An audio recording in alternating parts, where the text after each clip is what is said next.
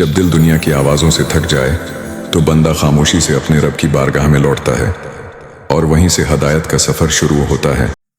الحمد للہ نحمده ونصلي على رسوله الكريم اما بعد فاعوذ باللہ من الشیطان الرجیم بسم اللہ الرحمن الرحیم وما خلقت الجن والانس الا ليعبدون وقال تعالى وللہ علی الناس حج البیت من استطاع الیہ سبیلا وقال الله تعالى يا أيها الذين آمنوا ادخلوا في السلم كافة ولا تتبعوا خطوات الشيطان إنه لكم عدو مبين۔ قرآن مجید کی چند آیات تلاوت کی ہیں۔ اللہ تعالیٰ سے دعا ہے اللہ تعالیٰ صحیح طرح سے بات کہنے کی، سننے کی، سمجھنے کی اور پھر اللہ تعالیٰ عمل کی توفیق عطا فرمائے۔ بیان سے پہلے چھوٹی سی بات، آج کل گرمی بہت زیادہ ہے، لوگ بہت زیادہ پریشان نظر آ رہے ہیں گرمی سے، تو اتنا پریشان ہونے کی بالکل بھی ضرورت نہیں ہے۔ اور ہر سال ایک نعرہ لگایا جاتا ہے بھئی اس سال ایسی گرمی پڑ رہی ہے کہ پچھلے 40 سال کا ریکارڈ ٹوٹ گیا۔ ایسا کچھ بھی نہیں ہے، یہ گرمی ہم بچپن سے دیکھتے آ رہے ہیں اور ہر دفعہ یہی کہا جاتا ہے کہ اس سال ایسی گرمی پڑ رہی ہے کہ 40 سال میں ہم نے ایسی گرمی نہیں دیکھی۔ تو اس لیے اتنا زیادہ ٹینشن لینے کی ضرورت نہیں ہے۔ اللہ تعالیٰ نے انسان میں نا ایک لچک رکھی ہے، ماحول کے حساب سے اس کی باڈی اپنے آپ کو اس کا عادی بنا لیتی ہے، زیادہ ٹائم نہیں لگتا اس میں۔ ہم جب سردی میں بیٹھتے ہیں ہماری باڈی فوراً اپنے آپ کو سردی کے حساب سے ایڈجسٹ کرنا شروع کر دیتی ہے، گرمی میں بیٹھتے ہیں گرمی کے حساب سے ایڈجسٹ کرنا شروع کر دیتی ہے، تو چند دن لگتے ہیں اس کے بعد عادی ہو جاتا ہے۔ کیونکہ میں جس کو بھی دیکھ رہا ہوں اوف گرمی، بیٹھا نہیں جا رہا، کبھی یوں ہل رہا ہے کبھی یوں ہل رہا ہے، بس کرو یار، کیوں اپنے آپ کو عذاب میں ڈالا ہوا ہے؟ پسینہ نکل رہا ہے جو تو نکلنے دو پسینہ میرے بھائی، اللہ تعالیٰ نے یہ پسینہ بھی نکالنے کے لیے رکھا ہے، تو یہ نکلے گا تو طبیعت سیٹ ہوگی۔ اللہ تعالیٰ دیکھو فطرت سے مت لڑو، اگرچہ میرا یہ ٹاپک نہیں ہے، ابھی میں مولانا آدمی ہوں، میں کیوں میڈیکل سائنس کے اور صحت کے نسخے بتاؤں آپ کو، لیکن آدمی اسٹریس میں جاتا ہے، ہر آدمی منہ پہ یہی اوف گرمی، اوف بہت گرمی ہو رہی ہے، بہت گرمی ہو رہی ہے، ایسے ہل رہے ہیں، کوئی یوں یوں ہل رہے ہیں، ایک جگہ ٹک کے بیٹھ نہیں رہے ہیں۔ گرمی سردی یہ سب ہماری باڈی کے لیے اتنی ہی ضروری ہے جتنا کھانا اور پینا اور نیند۔ گرمی میں گرمی کا لگنا ضروری ہے، سردی میں سردی کا لگنا ضروری ہے۔ سردیوں میں سردی لگنے تو تھوڑی سی، ہاں ایک حد تک، ایسا نہ ہو کہ صبح اکڑے ہوئے بیٹھے ہوئے ہو، ایک حد تک گرمیوں میں گرمی لگنے دو۔ آپ کو پتا ہے گرم علاقوں کے لوگ جو ہے نا، یہ ڈاکٹروں کی ریسرچ بتا رہا ہوں آپ کو، میں اپنی طرف سے پھینک نہیں رہا، گرم علاقوں کے لوگوں میں اکثروں کی عمر لمبی ہوتی ہے۔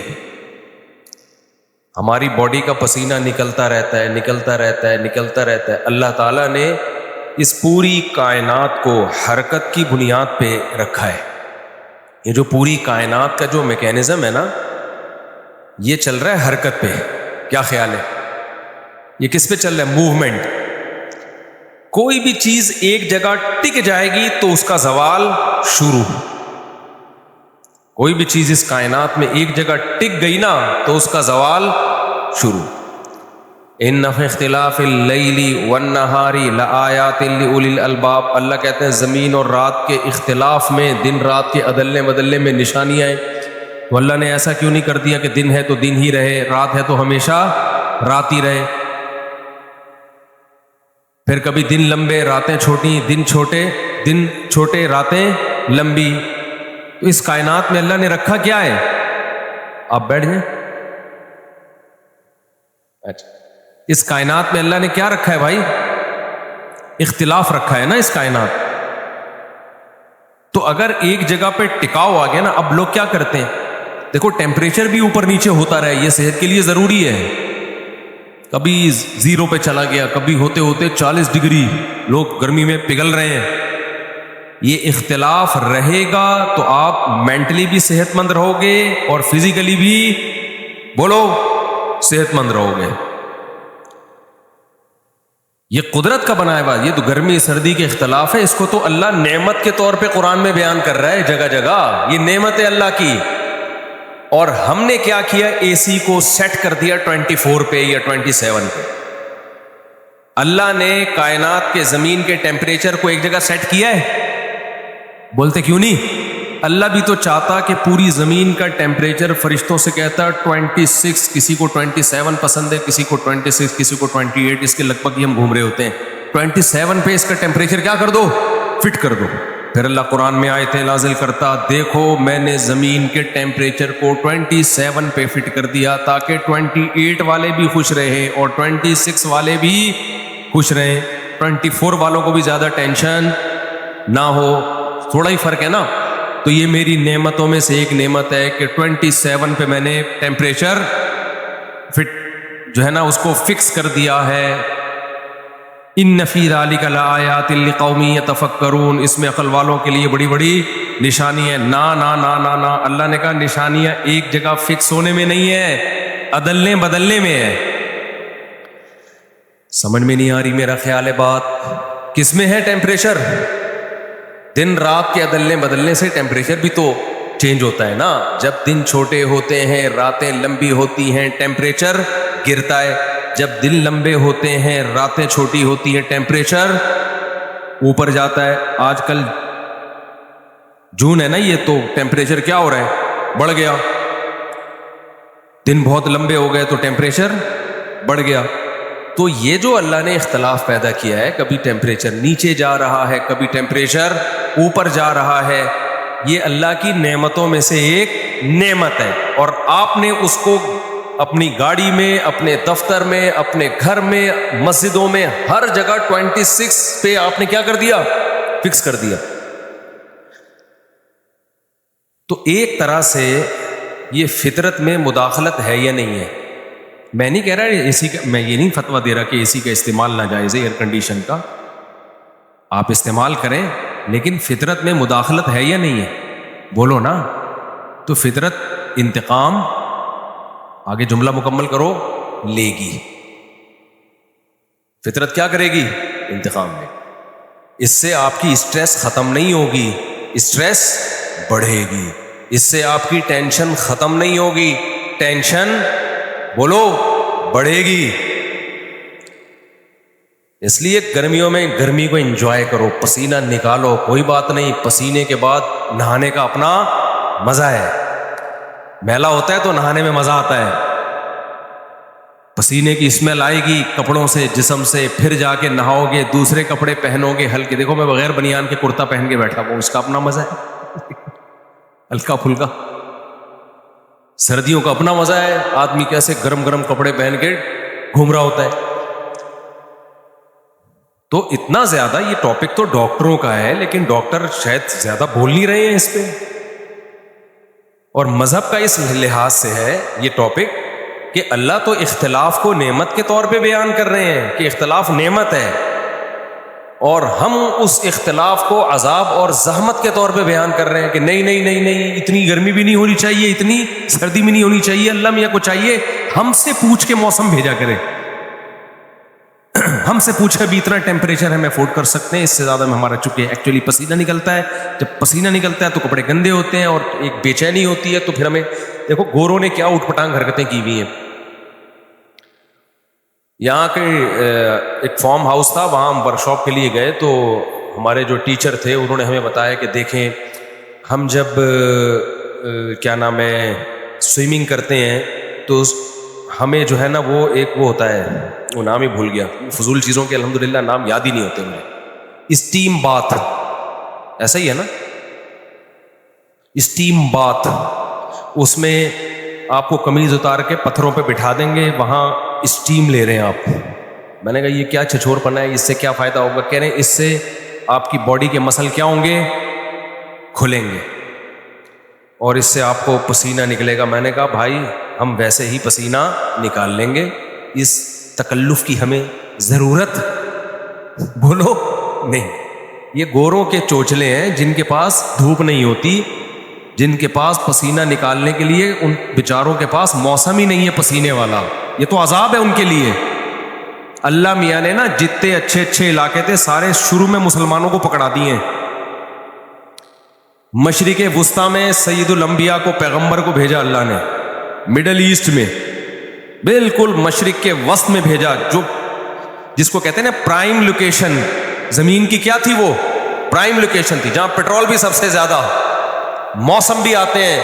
اور شام میں بھیجے اللہ نے بہت سارے پیغمبر, وہاں بھی چاروں موسم بھرپور طریقے سے آتے ہیں. تو اسلام ادھر مشرق وسطیٰ میں آیا اور مسلم فوجیں فتح کرتے کرتے جو زمین کے بہترین علاقے تھے جہاں چاروں موسم بھرپور آتے تھے, گرمی میں پسینہ بھی, سردیوں میں ٹھٹر بھی رہے ہیں, خزاں بھی, بہار بھی, یہ سارے علاقوں پہ اللہ نے کس کا قبضہ کرا دیا؟ مسلمانوں کا. تو یہ جو تھے اسلام دشمن قوتیں تھیں, یہ پرے بڑھتے چلے گئے. یہ کہاں چلے گئے؟ پرے ہوتے ہوتے اٹلی کے کہیں ادھر, پھر وہ جرمنی, وہ فرانس, یہ سارے کنارے پہ نہیں ہوتے بھائی. ایک باغ ہے جس میں آپ نے مقابلہ کیا تو وہ ادھر ادھر لوگ کناروں پہ, ان کو چپلوں والی جگہ ملی تھی زمین میں. بھائی ایک وی آئی پی ہوتا ہے نا, جب آپ کرکٹ میچ دیکھنے جاتے ہو, کچھ وی آئی پی ہوتی ہے, کچھ بیچارے غریب غربا ہوتے ہیں, ان کو کون سی جگہ ملتی ہے؟ چپلوں کی جگہ ملتی ہے, وہیں کھڑے ہو کر میچ دیکھ رہے ہوتے ہو. تو مسلمانوں نے اتنی زبردست حکومتیں کی ہیں, خلافتیں چلی ہیں, تو ساری جو پرائم لوکیشن تھی اس پہ مسلمانوں کا قبضہ ہو گیا, اور ان بیچاروں کو چپلوں والی جگہ ملی ہے. سمجھتے ہو؟ وہ الگ بات ہے کہ ہم پھر اپنی حماقتوں سے اتنی خوبصورت جگہوں پہ بھی غریب بن کے بیٹھ گئے, اور یہ چپلوں والی جگہوں پہ بھی ترقی کر کے ہمارے باپ بن گئے. سمجھ میں نہیں آ رہی بات؟ لیکن جگہیں ہمیں ملی ہیں اچھی, ان کو اچھی جگہ نہیں ملی. امریکہ تو دریافت کی بات میں ہوا ہے نا, پہلے دریافت ہوتا تو وہ بھی مسلمانوں کے حصے میں آ جاتا. اس وقت آبادی تھی نہیں تو پتہ ہی نہیں چلا کسی کو اس کا, ورنہ وہ بھی کس کے حصے میں آتا؟ وہ بھی مسلمان. امریکہ میں آتے ہیں چاروں موسم. لیکن غیر مسلم کینیڈا دیکھ لو, ڈی فریزر میں کسی کو لے جا کے بٹھا دو, میں وہ لوگ بتاتے ہیں نا -30 -40 ٹیمپریچر, میں کہتا ہمارے فریج میں آ کے بیٹھ جا بھائی, اس سے اچھا ٹیمپریچر ملے گا تمہیں. اتنا خراب ہمارے ڈیپ فریزر کا ٹیمپریچر. منہ سے بول لو مجھے بھی گرمی لگ رہی ہے, خالی آپ کو نہیں لگ رہی ہے. پھر بھی میں بول رہا ہوں نا, آپ سمجھ رہے ہو خالی آپ ہی کو لگتی ہے گرمی, ہمیں نہیں لگتی. لیکن ہم انجوائے کرتے ہیں, اتنا ٹینشن میں نہیں آتے, ہلتے نہیں ہیں اتنا جتنا آپ لوگ ہل رہے ہو. تو جو بہترین لوکیشن والے ایریے تھے مسلمانوں کے کھاتے میں آ گئے, جو بالکل خراب جہاں میں ناروے میں بھی یورپ گیا تھا نا 1.5 سال پہلے, 1 مہینے کے پروگرام پہ گیا تھا میں. 1 مہینے کے لیے میں نے سامان پیک کیا تھا زبردست. بھائی اتنا دور جا رہے ہیں, اتنا خرچہ ہو رہا ہے, تو 1 مہینہ تو آدمی, پھر یورپ کے شینجن ویزے پہ کئی سارے ملک ہیں, سب کو کور کرنا تھا. لیکن میں 15 دن سے زیادہ ٹھہر نہیں سکتا. کیوں؟ ابے دھوپ چاہیے بھائی. دھوپ مارکیٹ سے کیا چل رہی تھی؟ شارٹ. اتنی لمبی راتیں, دن ہی نہیں نکل رہا یار, بس کرو نکالو ہمیں یہاں سے. بھاگ کے آئے ہم, خدا کی قسم کراچی میں ایسا مزہ آیا نا, سردیاں تھی. میں جب واپس پہنچا ہوں, ایسی ٹھنڈی دھوپ سردیوں میں کراچی کی یار. نیچر کا کوئی آلٹرنیٹ, گندگی اپنی جگہ کراچی کی, یہ تو نیچر نہیں ہے, یہ تو ہمارے کرتوت ہیں. پھر بھی یار دھوپ تو مل رہی ہے نا, اتنا مزہ آ رہا تھا دھوپ میں یار. دیکھو آنکھیں روشن ہو گئی, اسٹریس ختم ہو گئی. تو اللہ میاں نے بار بار قرآن میں بیان کیا, یہ جو اختلاف ہے یہ اللہ کی نعمتوں میں سے ایک نعمت. دن رات میں بھی اختلاف رکھا ہے. ایک ہی جگہ اللہ نے سورج کو روک کے نہیں رکھا. صبح کے وقت الگ انسان کی فیلنگ ہوتی ہے, فجر کے وقت, پھر 10-11 بجے کے وقت فیلنگ, بولو پوری. جو یہ جو سورج ہے نا, اس سے ہماری باڈی اور ہمارا دماغ کیا ہے؟ کنیکٹ ہے. دیکھو مرغیاں جو ہے نا، مرغیاں یہ ہمیشہ دھوپ روشنی میں انڈا دیتی ہیں. اگر آپ ان کو تمام چیزیں پرووائڈ کرو، لگژری لائف دو، صرف روشنی چھین لو ان سے، انڈا دینا چھوڑ دے گی. بھائی حالانکہ وائٹامن ڈی کے انجیکشن بھی لگ رہے ہوں اس کو جو دھوپ سے ملتے ہیں، سب کچھ دو آپ اس کو، دھوپ چھین لو، مرغی انڈے کی کیا کر دے گی؟ اسٹرائک. بولے گی سب کچھ ملے گا انڈے کے علاوہ. تو مرغی اگر انڈا ہی نہ دے تو وہ کس کام کی بھائی؟ کیا خیال ہے بھائی؟ اس کو تو رکھا ہی انڈے کے لیے. وہ چوہا نہ پال لے آدمی، کیا خیال، بلی پال لے، پھر کتا پال لے. کیوں نہیں ہم کتے بلی پالتے ہیں؟ اس لیے کہ وہ انڈے نہیں دیتے. آپ صرف روشنی چھین لیں مرغی سے، سن لائٹ چھین لیں، وہ انڈا مارکیٹ سے کیا ہو جائے گا؟ شارٹ. اس پہ ریسرچ ہے، میں ہوائی بات نہیں کر رہا. جیسے اچھا مرغی 2 دن یا 3 دن انڈا دینے کے بعد ناغہ کرتی ہے، 4 گھنٹے کے فرق سے انڈا دیتی ہے. دیکھو آج اگر اس نے صبح 8 بجے انڈا دیا ہے تو کل 8 بجے کے بجائے کب دے گی؟ 12 بجے. صحیح ہے نا؟ بہت اہم پوائنٹ کی بات ہے، اس کو غور سے سنو. کل یہاں ماہر مرغیات بھی بیٹھے ہوئے ہیں، وہ زہیر صاحب بیٹھے ہوئے ہیں ماشاءاللہ، ان کو بہت پرندوں کا پتہ ہے. ہم نے بھی پرندے پالنا انہی سے سیکھا ہے. خیریت سے ہیں آپ؟ صحیح کہہ رہا ہوں نا، غلط تو نہیں کہہ رہا؟ بہترین. دیکھو یہ ماہر مرغیات ہیں، ماہر بہت کچھ کے ماہر ہیں، ابھی پھر بعد میں ڈیٹیل سے بات کریں گے. اگلے دن 8 کے بجائے کتنے بجے انڈا دے گی؟ بولو 12 بجے. 4 گھنٹے کا فرق آ گیا نا. پھر اگلے دن انڈا دے گی 4 بجے. پھر اگلا دن انڈا دے گی 8 بجے. دینا چاہیے، نہیں دے گی. کیوں؟ 8 بجے سورج مارکیٹ سے شارٹ، روشنی نہیں ہوتی. کیا کہ نہیں دو، انڈا روک کے رکھے گی ایسے کی تیسی. بولے کسی کے باپ میں طاقت ہے انڈا نکال کے دکھائے. آپ بولو گے بھائی ہم تمہیں کھلا رہے ہیں پلا رہے ہیں، 4 گھنٹے کے وقفے سے ہم نے ایک کیلکولیشن کی ہوئی تھی، دو نا. پھر ہم کہیں چلو ایک دن کا ناغہ کر رہی ہے نا 4 گھنٹے کا، تو ہو سکتا ہے 12 بجے، 9 10 11 12 بجے دے دے. رات کو کتنے بجے دے دے بھائی؟ 4 کے بجائے ہو سکتا ہے 8 گھنٹے بعد دے. نہیں دے گی. 12 بجے بھی نہیں دے گی. آپ کہہ سکتے ہو 1 2 3 ہو سکتا ہے 4 بجے دے دے صبح، 12 گھنٹے کے وقفے سے دے دے. مرغی کیا کرے گی؟ نہیں. 4 بجے کے بعد 5 6 7 8 بجے اگلے دن جا کے پھر دے گی، کیونکہ سن لائٹ ہوگی اس وقت. نہیں آئی بات؟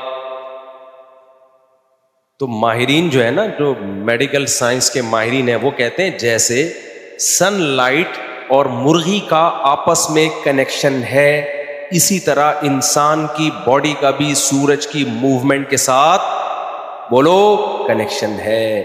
آپ اس کنیکشن کو آڑا ترچھا کرو گے تو ڈسٹربنس پیدا ہوگی، آپ کی باڈی احتجاج کرے گی. سمجھتا ہے بات کو کہ نہیں سمجھتے ہو؟ تو میں بات کیا لے کے چل رہا تھا، کدھر کو چلے گئے ہم؟ ہاں، تو میں اس لیے کہہ رہا تھا کہ یہ جو ہے نا اللہ تعالیٰ نے یہ پورا جو سسٹم بنایا ہے نا، گرمیوں میں گرمی سے، دیکھو پنجاب کے لوگ زیادہ صحت مند ہیں عام طور پہ کراچی سے. اس کی بہت ساری وجوہات میں سے ایک بڑی وجہ یہ بھی ہے کہ وہاں گرمی بھی ٹکا کے پڑتی ہے، سردی بھی ٹکا کے پڑتی ہے. اب وہاں صحت کے ایشوز کھڑے ہو گئے.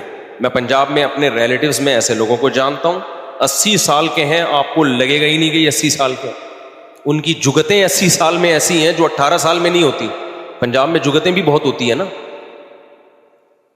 ایسے فریش، کوئی پرہیز وریز بھی نہیں. وجہ کیا ہے بھائی؟ زندگی میں گرمیوں میں بہت گرمی میں کو انجوائے کیا انہوں نے، سردیوں میں کیونکہ اے سی نہیں تھا، ایئر کنڈیشن نہیں تھا ان کے زمانے میں. لیکن اب جو نئی جنریشن پنجاب میں مارکیٹ میں آئی ہے، ان کی صحتوں کا بیڑا غرق. کیونکہ انہوں نے کہا کہ اللہ میاں نے جو قرآن میں کہا ہے کہ یہ جو اختلاف ہم نے کائنات میں رکھا ہے یہ اللہ کی نعمت ہے، انہوں نے کہا یہ نہیں، ٹیمپریچر 24 ہونا چاہیے. سردیوں میں ہیٹر پہ آ گئے اور گرمیوں میں اے سی پہ آ گئے. ٹھیک ہے نا؟ 24 سے نہ اوپر جائے گا نہ نیچے. اللہ نے کہا ٹھیک ہے، پھر میرے حساب سے نہیں چلتے اپنے حساب سے چلو، پھر بعد میں پریشان مت ہونا۔ تو انسان اپنے حساب سے چلنا شروع ہو گیا، اب وہ پھر جب اپنے حساب سے چلے گا تو پھر وہی ہوگا، بیسیوں قسم کی بیماریاں، کچھ جوڑوں میں درد، کسی کے پھیپھڑوں کے مسئلے، کسی کے کڈنی کے مسئلہ، اتنے کڈنی وڈنی کے مسئلے مارکیٹ میں آ گئے ہیں، وزن بڑھ رہا ہے، پتہ نہیں کیا کیا مسائل۔ تو اس لیے میں آپ کے سامنے ہاتھ جوڑ کے کہتا ہوں، اپنے بچوں کو بھی محنت مشقت کا عادی ڈالو، سمجھتے ہو؟ تھوڑا گرمیوں میں گھمایا کرو ان کو، ایک دم نہیں ہائے میرا بچہ گرمی لگ گئی، ہائے کچھ نہیں ہوتا بچے کو۔ ہم تو اتنی شدید دھوپوں میں گھنٹیاں بجا بجا کے بھاگتے تھے، کیونکہ سردیوں میں نہیں موقع ملتا تھا، سردیوں میں تو سب باہر نکلے ہوئے، گرمیوں میں سب گھروں میں دبکے میں بیٹھے ہوتے تھے۔ تو گرمی میں ہی یہ سارے کام ہوتے ہیں، تو پسینہ نکالو، اپنے آپ کو عادی بناؤ ان چیزوں کا۔ ہاں ایک حد تک ہے، ظاہر ہے اس سے زیادہ آپ جاؤ گے تو اللہ میاں نے بھی ایک باڈی میں ایک طاقت رکھی ہے نا، تو بہت زیادہ ہو گیا، ایک وہ ORS کی پانی لے کے گھوما کرو ساتھ میں احتیاطاً، کہ ایسا نہ ہو ایک دم ہی کلٹی نہ ہو جائے، لیکن عادت ڈالو دھوپ میں چلنے کی، دوڑنے کی، بھاگنے کی۔ بھائی بہت ساری بیماریوں کا علاج ہے پسینہ نکالو نہیں بلکہ دبا کے نکالو، سمجھتے ہو؟ تو اللہ میاں نے اس گرمی میں تمہیں اپنے وزن کو کنٹرول کرنے کا موقع دیا، جو سردیوں میں کھاتے رہے ہو نا اتنا کچھ، اللہ نے موقع دیا اس کو پگھلا کے نیچرل طریقے سے پسینہ بنا کے نکال دو، اور آپ اس پسینے سے کو نکالنے سے بچنے کی کوشش میں لگے ہوئے ہو تو پروگرام بڑھ جائے گا آپ کا، سمجھتے ہو؟ پروگرام کیا ہو جائے گا؟ بڑھ جائے گا۔ اس گرمی میں بھاگو دوڑو، میں آپ کو، ہاں جن کو عادت نہیں ہے وہ پھر ORS کی بوتل لے کے بھاگے، کیونکہ بڑھ بھی سکتے ہیں وہ، عادت نہیں ہے نا، تو ایسا نہ ہو کہ زیادہ پسینہ نکلے ڈی ہائیڈریشن ہو، انا للہ ہی ہو گیا، پھر میرا بیان جنازے پہ چلا رہے ہیں۔ انہوں نے کہا تھا کہ بھاگو دوڑو، عادت نہیں ہے تو پھر باڈی کو یوز ٹو ہونے میں ٹائم لگتا ہے۔ تو یہ اللہ کی نعمتوں میں سے ایک نعمت ہے کہ اچھا یہ بھی ایک بات میں آپ سے عرض کروں، تو نوجوانوں سے میں خاص طور پہ کہہ رہا ہوں، اس گرمی کو انجوائے کرو، لگاؤ گرمی، اس سے آپ کا اسٹیمنا بڑھے گا۔ سردیوں میں سردی لگاؤ، جت حد تک برداشت کرتے ہو لگنے دو سردی، فائدہ ہوگا اس سے، نقصان نہیں ہوگا، ہاں ایک حد تک۔ گرمیوں میں گرمی لگاؤ، حتی الامکان کوشش کرو۔ پہلے زمانے کے جو اطباء اور حکیم تھے نا، آج بھی ہم نے ایسے حکیم دیکھے 100 سال کی عمریں ہیں، گرمیوں میں پنکھا بھی نہیں چلا رہے ہوتے وہ، آپ سمجھو گے بیوقوف ہیں ایک نمبر کے، بیوقوف نہیں، وہ کہہ رہے ہیں گرمی اللہ نے رکھی اس لیے کہ تاکہ لگے۔ ہماری باڈی میں بہت سارے تغیرات آتے ہیں، سردیوں میں الگ طرح سے کام کرتی ہے، گرمیوں میں الگ طرح سے کام کرتی ہے، تو یہ ساری چیزیں ہماری باڈی کے لیے ضروری ہیں۔ خیر میں یہ پورا ٹاپک لے کے چل پڑا ہوں، اسی طرح ایک بات کر کے بس پھر میں آگے چلتا ہوں۔ اسی طرح یاد رکھو، یہ جو سن لائٹ ہے نا، اس میں بھوک لگتی ہے انسان کو ٹائٹ، سمجھتے ہو؟ سن لائٹ بھوک ٹائٹ۔ آپ صبح ناشتہ کر لو نا سن لائٹ میں، کتنا ہی ہیوی ناشتہ کرو، آپ کو دوپہر پھر بھوک لگ جائے گی دبا کے، اکثر یہ تجربہ کیا ہے، پھر دبا کے بھوک لگے گی آپ کو۔ تو سورج کی روشنی کا بہت گہرا تعلق ہے میٹابولزم سے، ہر چیز سے، ہماری باڈی سے۔ تو کھانا میں ہم پتہ ہے کیا دیکھتے ہیں، کتنا ٹائم ہو گیا ہے کھائے ہوئے، لہذا اب ہمیں کھا لینا چاہیے، یہ بالکل غلط سوچ ہے۔ کتنا ٹائم ہو گیا ہے کھائے ہوئے، اب ہمیں کیا کر لینا چاہیے، کھا لینا۔ یہ نہیں ہے، صرف اتنا نہیں ہے، یہ بھی ہے۔ نبی صلی اللہ علیہ وسلم سے جو ثابت ہے جو چیز، وہ ہے ظہیرہ، دوپہر کا کھانا 11:30 12 بجے، یہ کھانا نبی صلی اللہ علیہ وسلم سے ثابت ہے۔ پھر مغرب کے فوراً بعد، جس کو تاشی کہا جاتا تھا۔ آج کیا ہو رہا ہے کراچی میں جو کھانے پینے کی روٹین ہے، ابھی میں اس پہ زیادہ بحث نہیں کرتا، جو میں اصل چیز ہے، کیونکہ کھانے پینے کے آپ ڈاکٹروں سے پوچھیں، وہ آپ کو آج کل گائیڈ کر دیں گے، کر رہے ہیں آج کل کے موٹاپے کو روکنے کے لیے۔ وہ ہے نا مشہور صبح کا ناشتہ بادشاہوں کی طرح، دوپہر کا کھانا نارمل کھاؤ، اور رات کا کھانا فقیروں کی طرح۔ اس میں ایک چیز ایڈ کر لیں، صبح کا ناشتہ کریں ہی نہیں، صحیح ہے نا، 11 بجے کھائیں، جو ناشتے اور دوپہر کے کھانے کے قائم مقام ہو۔ میں بھی کرتا ہوں ناشتہ، لیکن جو شریعت سے جو چیز ثابت ہے, جو سنت سے جو چیز ثابت ہے, وہ ناشتے کا لفظ ہمیں قدیم عربی میں ملتا ہی نہیں ہے. یہ ناشتہ انگریزوں کی ایجاد ہے جنہوں نے ہمیں پراٹھوں اور پھوڑنے پہ لگا دیا ہمیں. تو ناشتے کا لفظ ہی نہیں ہے اس اسلامی تاریخ میں. یہ تو ہمارے حضرت فرمایا کرتے تھے انگریزوں کے ہندوستان میں آنے سے پہلے ہم جانتے ہی نہیں تھے کہ ناشتہ کیا ہوتا ہے. عربی میں, قدیم عربی میں ناشتے کا لفظ ہے ہی نہیں. تو چلو کر رہے وہ آپ کر لیں ناشتہ, لیکن دیکھو رات کا بھی ایک بڑا مسئلہ ہے. ہمارے ہاں کراچی میں نوجوان صبح 11 بجے سو کے اٹھتے ہیں. میں بھی جب تھکا ہوا ہوتا ہوں تو فجر کے بعد نیند پوری کرتا ہوں 11 بجے. ظاہر ہے جب رات کو نیند نہیں آئی تو فجر کے بعد آدمی نے سونا ہے. لیکن آپ تجربہ کر کے دیکھو, آپ رات کو 10 بجے سو کے 3 بجے اٹھ جاؤ نا, دوپہر 2 بجے تک فریش رہو گے آپ. اور آپ صبح سو کے 11 بجے اٹھو گے نا, 12 بجے دوبارہ نیند آئے گی آپ کو. نہیں یاری میرا خیال ہے بات. 11 بجے سو کے اٹھو گے, 12 بجے دوبارہ تھکے تھے. آج میں 11 بجے اٹھا ہوں نا, کیونکہ میرا سفر تھا, رات کو دیر سے پہنچا, فجر کے بعد میں نے آرام کیا. ابھی پھر نیند آ رہی تھی مجھے, ٹن گر رہا تھا. میں کہہ رہا تھا یار میں اتنا سو چکا ہوں, مجھے پھر کیوں نیند آ رہی ہے. میں نے اس کے لیے چائے بنوائی ابھی تاکہ میں بیان کر سکوں. تو اس سے پتا, حالانکہ کتنے گھنٹے کی نیند ہو گئی نا پوری, پھر بھی دماغ فریش نہیں ہے.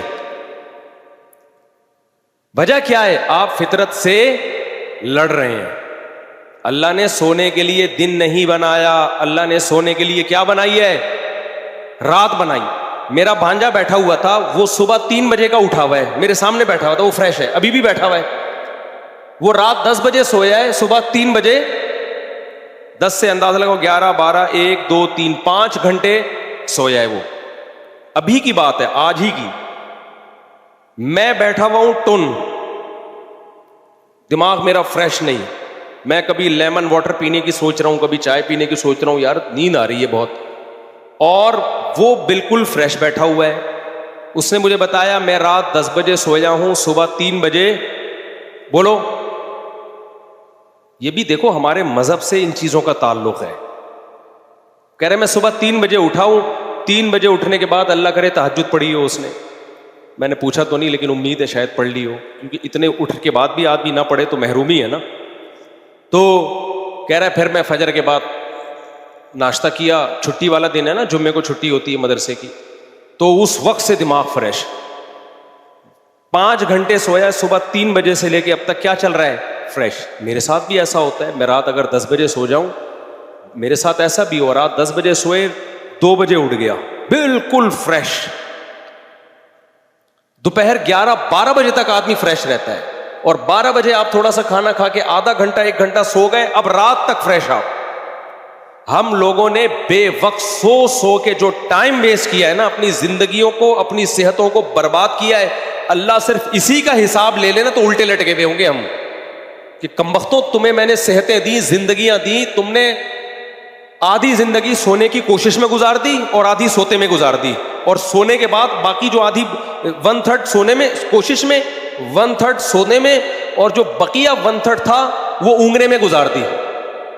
بے وقت سو کے جو اونگ ہوتی ہے نا, ہر وقت گھوم رہا ہوتا ہے, دائیں بائیں گر رہا ہوتا ہے. آپ دیکھو کوئی بندہ فریش نظر نہیں آتا, جس سے آپ تھوڑی دیر بات کرو سونا شروع ہو جائے. یہ جو میں جمعے میں لطیفے چٹکلے سناتا ہوں, کیوں سناتا ہوں؟ مجھے پتا ہے سو جائیں گے سارے. کسی عالم کا بیان جمعے کا دیکھ لو اٹھا کے, یوٹیوب پہ کوئی 1 گھنٹے کے بیان نہیں سنتا, جو سنے گا سو جائے گا. کوئی کام فریش مائنڈ کے ساتھ, دماغ کے ساتھ اس قوم میں ہوتا ہی نہیں ہے. اور پھر جاگنے کے لیے چائے, گٹکے, پان, نسوار, اس چیز کا ہم سہارا لیتے ہیں. تو میرے بھائی یہ نیچرل نہیں ہے. میں سوچ رہا ہوں اپنی اصلاح کے لیے بھی اور آپ لوگوں کی اصلاح کے لیے بھی ایک ڈیجیٹل خانقاہ کھولوں.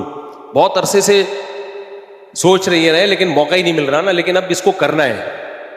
ایک دفعہ میں نے یہ 3 دن کا کنٹری کلب میں تجربہ کیا تھا. دیکھو ایسی خانقاہیں تو بڑے اکابر بزرگ چلا رہے ہیں, جس میں وہ اللہ اللہ سکھاتے ہیں, دنیا کی محبت نکالتے ہیں, اللہ کی محبت ڈالتے ہیں. وہ تو بڑے بزرگ لوگ کر ہی رہے ہیں, ہم تو بہت ہی نالائق لوگ ہیں. یہ بھی ہوگا, لیکن ہماری قوم کا جو سب سے بڑا عذاب ہے نا, خدا یعنی دل چاہتا ہے اب یہ میم بنا کے لوگ چلا دیتے ہیں, دل چاہتا ہے پکڑ پکڑ کے جوتے مارو ان کو, تو یہ اتنا لفظ کاٹ کے نا جس سے ٹھڑک نکالنی ہوتی ہے اس کی تصویر لگاتے ہیں لوگ, اور میرے یہ چلا دیتے, دل چاہتا ہے پکڑ پکڑ کے اس کو جوتے مارو. سست آدمی نہ اللہ کو پسند نہ لوگوں کو پسند. شوہر سست ہو بیوی کو پسند ہوگا؟ کیا منع کے ابا اڑ جاؤ, یہ لا دو وہ لا دو. بیوی سست ہو شوہر کو پسند ہوتی ہے؟ بولو نا. قوم سست ہو ترقی کرے گی؟ آپ کا کیا خیال ہے؟ پاکستان, ہم حکمرانوں کو برا بھلا کہتے ہیں, ہم خود کون سا ٹھیک ہیں بھائی؟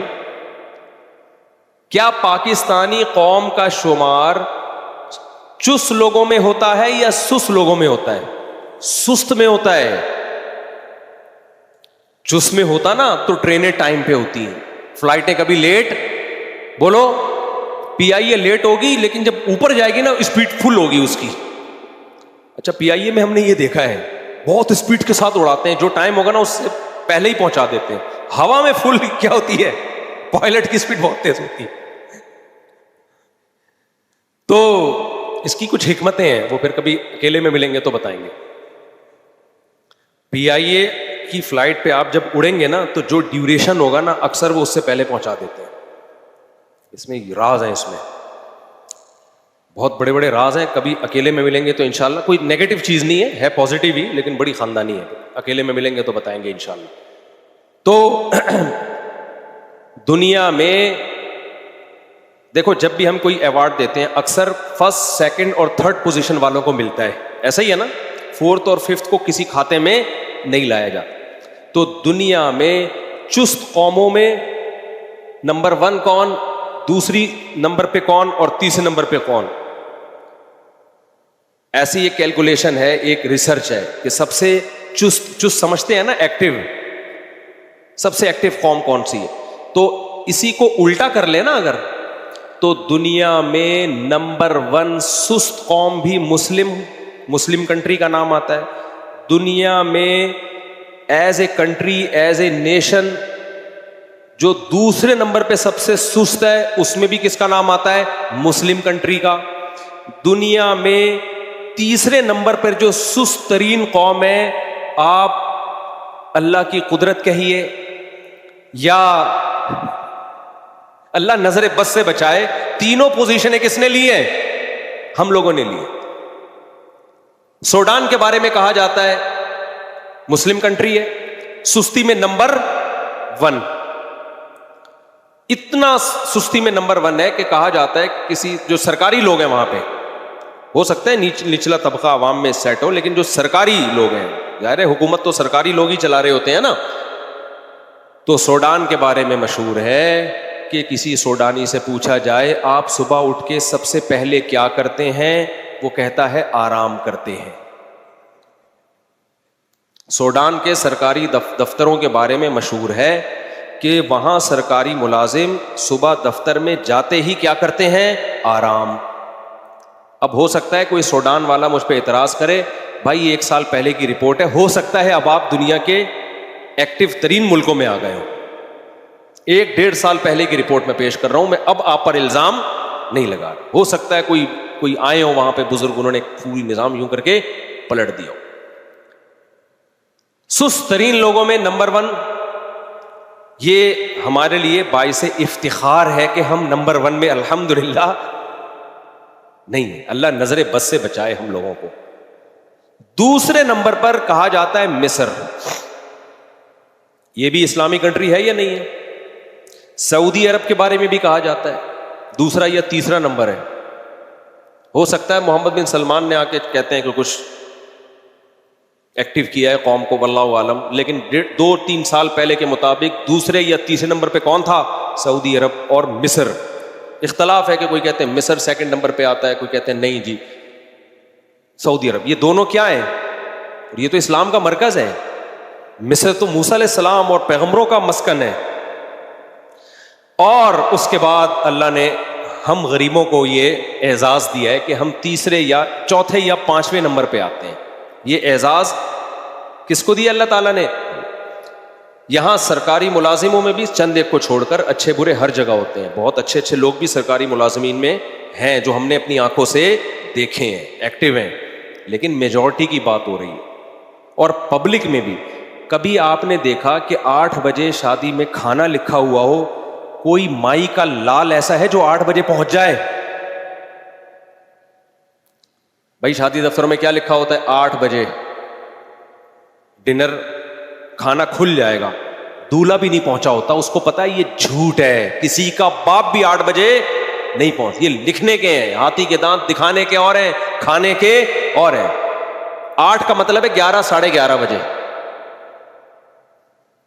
دلہن نہیں پہنچتی, دولہا نہیں پہنچتا, باقی کون پہنچے گا؟ میں جاپان میں تھا نا, تو وہاں میں نے لوگوں سے پوچھا, وہیں کے مقامی لوگوں سے جو وہیں پیدا ہوئے ہیں. رپورٹ میں جو طلب کرتا ہوں نا, ان لوگوں سے نہیں پوچھتا تو میری طرح وزٹ کے لیے گئے ہوئے ہیں. دیکھو ایک رپورٹیں ہوتی ہیں اخباروں کی, کتابوں کی, ایک رپورٹ ہوتی ہے مشاہدے کی. مشاہدے کی رپورٹ زیادہ اوتھینٹک ہوتی ہے بنسبت کتاب کی رپورٹ کی. ایک جاپانیوں کا آپ کتابوں میں پڑھتے ہیں, ایک ہے وہاں جا کے وہاں کے مقامی لوگوں سے ان کے بارے میں پوچھنا, ایک سے نہیں 20 سے پوچھنا. تو کون سی رپورٹ اوتھینٹک ہوگی؟ مشاہدہ. لوگ کہتے ہیں ان کے ہاں اگر آپ نے کسی کو ٹائم دیا کہ میں 8 بجے پہنچوں گا اور آپ 8 بجے نہیں پہنچے تو یوں سمجھو کہ وہ دائرہ اسلام سے خارج ہے, ان کے دائرہ اسلام سے. نہیں آئی میرا خیال ہے بات. یہ اتنا بڑا جرم ہے کہ اس نے جھوٹ بولا ہے. اور ہمارے ہاں اگر آپ نے 8 بجے کا کہا اور آپ 8 بجے پہنچ گئے تو مینٹل ہاسپٹل میں جمع کرا دیں گے. اتنا بے وقوف, 8 کا کہا اور 8 ہی کو پہنچ. ڈیٹیں ٹائم پہ نہیں لگ رہی. نہیں آئی بات؟ جو ڈیٹ ہے نا, جو ڈیٹ مارنی ہوتی ہے اس میں لیٹ پہنچ رہا ہوتا ہے بندہ. میں یہاں نکاح پڑھاتا ہوں, لڑکوں نے ڈیٹیں ماری, عشق معاشقے ہوئے, کئی سال استخارے چلے, خودکشی کی دھمکیاں دی, اس کے بعد طے ہو گیا, ابا بھی مان گئے, اماں بھی مان گئی, مجبوری میں چل بھائی دے دیتے ہیں یار, پورا خاندان بیزار آ گیا, چلو ان دونوں کی شادی کرا دو. شادی طے ہو گئی, نکاح مفتی طارق مسعود سے پڑھوائیں گے. مفتی طارق مسعود نے ٹائم دے دیا, جی 6 بجے, پونے 6 بجے ہمارے عصر کی نماز ہے, آپ پہنچ جائیں. کمبخت وہاں بھی آدھا گھنٹہ لیٹ ہوگا. ابے تجھے اتنے پاپڑ بیلنے کے بعد تجھے تیری معشوقہ مل رہی ہے, اس میں بھی تو آدھا گھنٹہ 1 گھنٹہ نکاح میں لیٹ پہنچ رہا ہے, تو کون سا کام تو ٹائم پہ کرے گا پھر؟ نہیں آ رہی میرا خیال ہے بات سمجھنا. اس میں بھی تو نکاح میں آدھا 1 گھنٹہ, بعض دفعہ عصر کے بعد نکاح ہوتا ہے, مغرب تک نہیں پہنچا ہوتا دولہا. ایکچولی میں ٹریفک میں پھنس گیا تھا, ایکچولی یہ ہو گیا تھا. بھائی جب آپ کو پتا ہے ٹریفک تو ہے, پھنس بھی سکتے ہو, تو ایسے ٹائم پہ نکلو نا کہ آپ کو پتا ہو کہ ٹریفک بھی ہو تو بھی میں پہنچ جاؤں. تو میں اس دولہا سے کہتا ہوں جو اپنی شادی میں بھی لیٹ پہنچ رہا ہے, وہ دنیا میں کوئی کام ٹائم پہ نہیں کر سکتا. ہو ہی نہیں سکتا کہ یہ دنیا میں کوئی بھی کام ٹائم پہ کرے گا. تو سستی ہماری قوم کا تھوڑا مسئلہ نہیں ہے, بلکہ بہت, اس سے اسلام بدنام ہوتا ہے. پتہ ہے آپ کو اسلام بدنام ہوتا ہے اس سے. صحابہ اگر سست ہوتے, ہمارے اسلاف اگر سست ہوتے, دنیا فتح کرتے, وہ قسطنطینیہ فتح کر لیتے. وہ ہے بھائی, یورپ تک ان کی فوجیں داخل ہو جاتی. تو بھائی اسلام برا نہیں ہے. اسلام کا جو تصور پیش کیا جا رہا ہے وہ تصور نامکمل تصور پیش کیا جا رہا ہے, مکمل تصور پیش نہیں کیا جا رہا. مجھے سفر میں لوگ ملتے ہیں, فلاں داڑھی والے نے چونا لگا دیا, فلاں تہجد گزار ہے, پیسے لے کے بھاگ گیا, ٹائم پہ دے نہیں رہا وغیرہ. میں کہتا ہوں یا تو اس فراڈی آدمی نے داڑھی رکھی ہے, فراڈی آدمی بھی داڑھی رکھ سکتا ہے, یا یہ کہ اس نے جو بیانات سنے اس میں صرف نماز روزہ سنا ہے, مالی معاملات نہیں سنے. 2 لوگوں سے نا مجھے بڑی نفرت ہے, اور میں یہ نہیں کہہ رہا کہ میں خود اس معیار پہ پورا اترتا ہوں, ہو سکتا ہے اس وجہ سے مجھے اپنے آپ سے بھی نفرت ہو. ایک سست, مجھے سست زہر لگتا ہے, میرا دل چاہتا ہے اس کو پکڑ کے ماروں میں. عین ممکن ہے میں بھی سست ہوں, لیکن انسان کو اپنی برائی بری نہیں لگتی, ہمیشہ دوسرے کی برائی بری لگتی ہے. ہو سکتا ہے میں بھی ہوں, آپ سمجھے کہ یار پتہ نہیں مجھ سے آپ کتنے ایکٹیو ہوں گے. دیکھو اپنی گندگی سے نفرت ہوتی ہے انسان کو نہ, دوسرے کی گندگی سے نفرت ہوتی ہے, لیکن نفرت ہونا اس کی علامت ہے, اس کو گندگی بری تو لگتی ہے نا, اپنی اس لیے نہیں لگ رہی کہ وہ اپنی ہے, ورنہ گندگی سے بہت سے لوگوں تو گندگی سے نفرت ہی نہیں ہے, گٹر میں یوں کر کے ڈبکی لگا کے دوسرے گٹر سے نکل آئیں گے, ان کو نفرت ہی نہیں ہے, تو یہ زیادہ بڑی برائی ہے. تو ہو سکتا ہے میں بھی سست ہوں, لیکن سستی سے نفرت ہونا بہرحال میری ایک پازیٹو چیز ہے یا نہیں ہے؟ جب نفرت ہوتی ہے تو انسان اپنی اصلاح کی بھی کوشش, دیکھو گندگی سے نفرت ہو تو کوشش تو ہوتی ہے نا گندگی جسم سے دور ہو, باقی سستی کی وجہ سے کوئی نہ نہائے. تو میں کبھی یہ دعویٰ نہیں کرتا میں بہت ایکٹیو ہوں, میں سست نہیں ہوں, لیکن میں یہ دعوے سے کہتا ہوں مجھے سست آدمی کیا لگتا ہے؟ زہر لگتا ہے, چاہے میرے اندر ہی کیوں نہ ہو. ہمارے نبی نے پناہ مانگی ہے, اللہم انی اعوذ بک من الجبن ومن الکسل, اے اللہ بزدلی سے تیری پناہ مانگتا ہوں, اے اللہ سستی سے تیری پناہ مانگتا ہوں. بزدلی میں بہت ساری چیزیں داخل ہیں, جب سمجھ میں بھی آ گیا 2 شادیاں کرنا ثواب ہے اور عورتوں کی ضرورت ہے, پھر بھی ڈر رہا ہے, کرنے کے بعد ٹانگیں کانپ رہی ہیں, ابے چھوڑ یار, زنا کرنے کے بعد تو کچھ نہیں ہوتا, شادی کرنے کے بعد تیری ٹانگیں کیا کر رہی ہیں؟ پھر بیوی کو دھمکی دے رہا ہے میں ایکچولی تمہیں چھوڑنا چاہتا ہوں, میں دباؤ میں نہیں آ سکتا. ابے اس کو بھی دل چاہتا ہے رکھ کے کیا لگاؤ, آدمی بن, پجامہ کیوں بنا ہوا ہے تو؟ آدمی اور پجامے کی شکل بھی وہی ہوتی ہے آدمی جیسی, اوپر ایک شرٹ لٹکا دو, نیچے بھائی ایک ٹی شرٹ لٹکا دو, نیچے ایک پجامہ لٹکا دو, بالکل آدمی جیسا لگے گا نہیں لگے گا, لیکن اس میں روح نہیں ہے, اس کے جذبات نہیں ہے. آدمی وہ ہوتا ہے جو پجامہ نہ ہو. جب کر لیے بھائی تو اس کو کیوں لٹکا رہے ہو یار تم؟ بولو یار اب ایسی کی تیسی, دونوں کے برابر حقوق ہوں گے, جس نے جو اکھاڑنا ہے اکھاڑ لے. یہ کیا کرو, مجھے فون نہیں کیا کرو کانپتی ہوئی ٹانگوں کے ساتھ اور پھر آ جاتے ہیں یہاں پہ میں نے کر لیے, میں بیوہ سے کی ہے, اس کے بچوں کو دیکھے اس میں کیا برائی ہے, اور میں تو سمجھا رہا ہوں اپنے سالوں کو, دیکھو میں نے کوئی گناہ تو نہیں کیا. میں نے کہا سمجھا کیوں رہا ہے, دھمکی دے, پاگل آدمی, یہ کو سمجھانے کی چیز ہے. سمجھا رہے دیکھیں ایکچولی میں اگر زنا کرتا, ان کو لگ جاتا ہے ہائی اللہ ہوئی اللہ والا ہے, 2 چپٹ پڑیں گے طلاق دے دے گا اس کو, ان کو اسی اسٹائل سے اندازہ ہو جاتا ہے. نہیں یار میرا خیال ہے بات کیسے سمجھائیں یار دوبارہ سے, یہ کیونکہ بہت ہوتا ہے نا اس لیے دوبارہ سے. آپ نے دوسری کر لی, بیوہ سے کی, طلاق یافتہ سے کی, جس کے نیکی ہونے میں کوئی شبہ نہیں ہو, سہارا دے دیا, بیان سنے یا اللہ رسول کی تعلیمات پر عمل کرنے کی نیت سے آپ نے کر لی. اب ظاہر ہے ایسا نہیں ہوگا کہ آپ کے سالے مٹھائی کے ڈبے لے کر آئے آپ کے پاس, ٹھیک ہے نا. آپ کی وائف کہے ماشاءاللہ آج مجھے پتا چلا کہ میرا میاں واقعی مرد کا بچہ ہے, ویل ڈن ویل ڈن. لوگ سمجھتے ہیں ایسا ہوگا. سالے کہہ رہے ہوں, سالے مٹھائی کے ڈبے لے کے آ رہے ہو, سسر صاحب کا فون آئے, خاندانی ہو گیا یار, میری بھی کرا دے اب. ایسا بالکل بھی نہیں ہوتا اور ہونا بھی نہیں چاہیے بھی نہیں نا. کسی کی بہن پہ سوگن آئی ہے, وہ تھوڑی لڈو بانٹے گا یار, اس کو تو تکلیف ہونا ایک نیچرل ہے, طبعی چیز ہے. باپ کو تکلیف ہونا ایک نیچرل اور طبعی چیز ہے. تو اس میں طریقہ یہ ہے, جب کر لیے دونوں کے سیم حقوق ہیں, پہلی کو محبت سے ایک دفعہ بتاؤ بیگم میرے دل میں تمہاری کوئی کمی نہیں ہے, اور اپنے عمل سے بھی ثابت کرو کہ تمہاری محبت میں کمی نہیں ہے, صرف زبانی نہیں, اپنے عمل سے. اس کو ٹائم دو, اس کو محبت دو. کتنے لوگ جو مالدار ہیں, اب غریب تو یہ نہیں کر سکتا, غریب تو بیچارہ یہیں سے گھما کے لے آئے گا, جاوید نہاری کھلا کے لے آئے گا. مالداروں کو میں کہتا ہوں یار پہلی بیوی کو دبئی گھما کے لاؤ. ایسا ہوا ہے ایک آدمی نے دوسری شادی کی, بہت تکلیف ہوئی پہلی کو, میں نے کہا اس کو دبئی کے ٹور پہ لے جا بھائی, تو لٹکا کے نہ چھوڑو, اس کو دبئی گھما کے لائے, مختلف ملکوں میں. ٹائم اب اس کو مینج, اس کو زخم اس کو پہنچا ہے نا, تو جو جائز حق ہے وہ اس کو دیا جائے گا. یہاں تک ٹھیک ہے, یہاں تک دباؤ بھی قبول کرو, یہ اس کا جائز مطالبہ ہے, ٹھیک ہے نا. اس سے آگے بڑھنے کی ضرورت نہیں ہے. آگے کیا ہے, سالے کہتے ہیں چھوڑ دے اس کو ورنہ تیرے کو چھوڑیں گے نہیں ہم. جب یہ اسٹائل ہو نا تو پھر یہ کیا کر رہا ہوتا ہے, دیکھو میں نے کوئی برا تو نہیں کیا نا, دیکھو جائز ہے. دیکھو مفتی طارق مسعود صاحب کا یہ والا کلپ سنو, یہ والا کلپ سنو, اس میں یہ اسی اشکال کا جواب ہے جو تم کر رہے ہو. وہ سمجھ جاتا ہے کہ یہ پجامہ ہے, یہ آدمی نہیں. اس کے بعد وہ خاندان آپ پہ سر پہ چڑھے گا, دوسری کو چھوڑو, طلاق دو, ورنہ بائیکاٹ, جائیداد سے آپ, اور یہ اور وہ. پھر یہ بے شرم آدمی کیا کرتا ہے, چھوڑ دیتا ہے.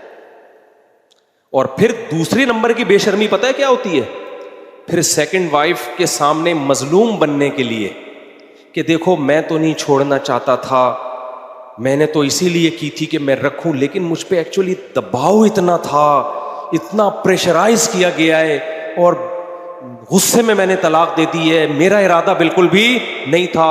عورت کمزور دل کی ہوتی ہے, وہ بھی رونا شروع کر دیتی ہے, بس کرو, مجھے بہت رونا آ رہا ہے, کائنڈلی مزید مت رونا. واقعی تم کیا ہو, مظلوم. مجھے پتا ہے تمہیں مجھ سے بہت محبت ہے, لیکن واقعی تم اصل میں تمہاری جو پہلی بیوی ہے نا, اس کا بھائی 2 نمبر ہے, اس کا باپ 2 نمبر ہے.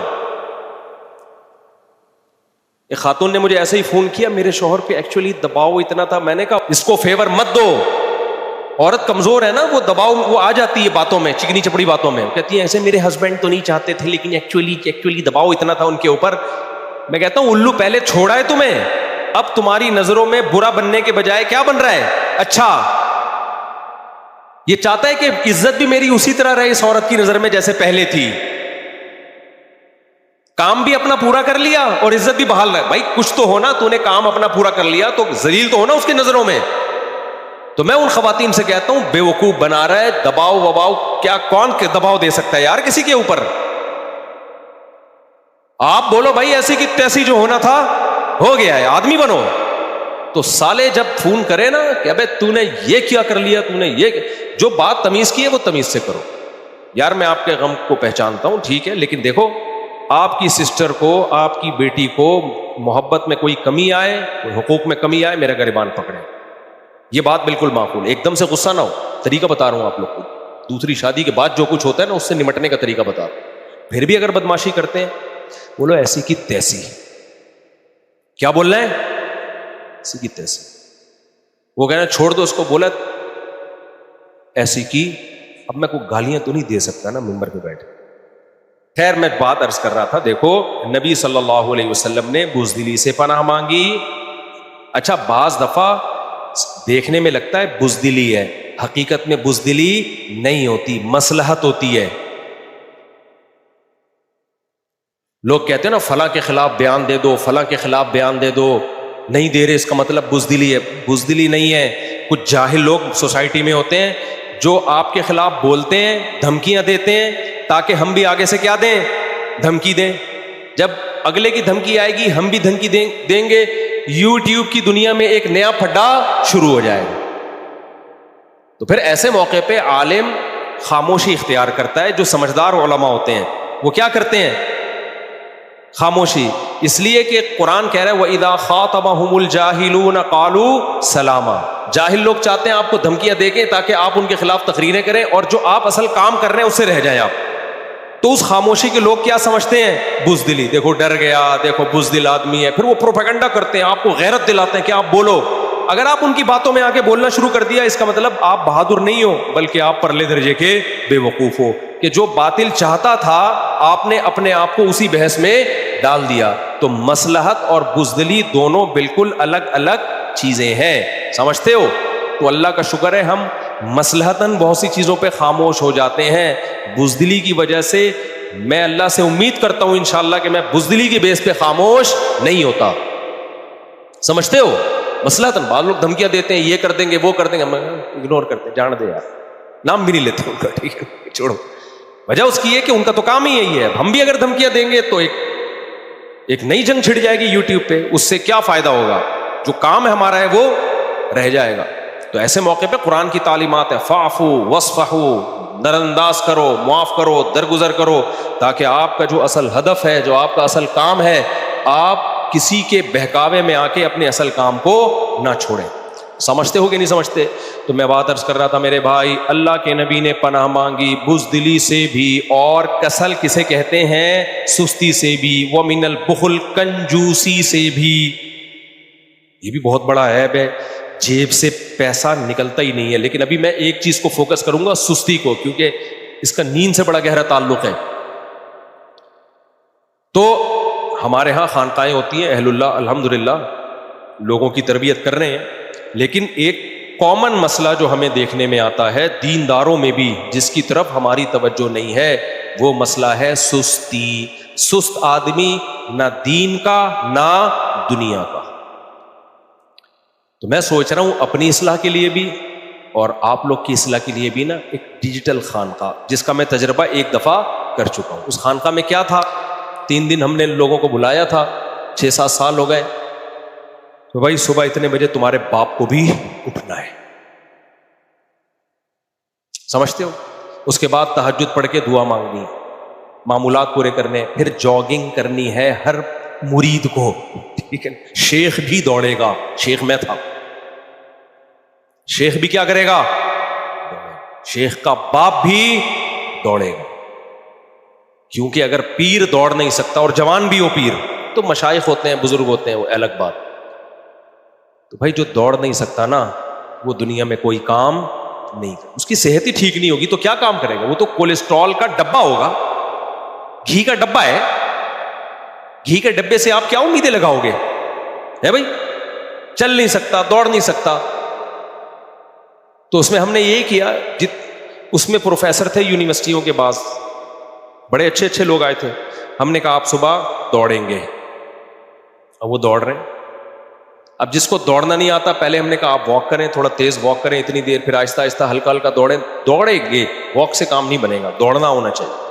میں نے ایسے ایسے کیس دیکھے جن کو میں بہت زیادہ پرفیکٹ سمجھتا تھا ان کی صحت تو ہٹو بچو ہے یار، 4 قدم دوڑے اور گر گئے۔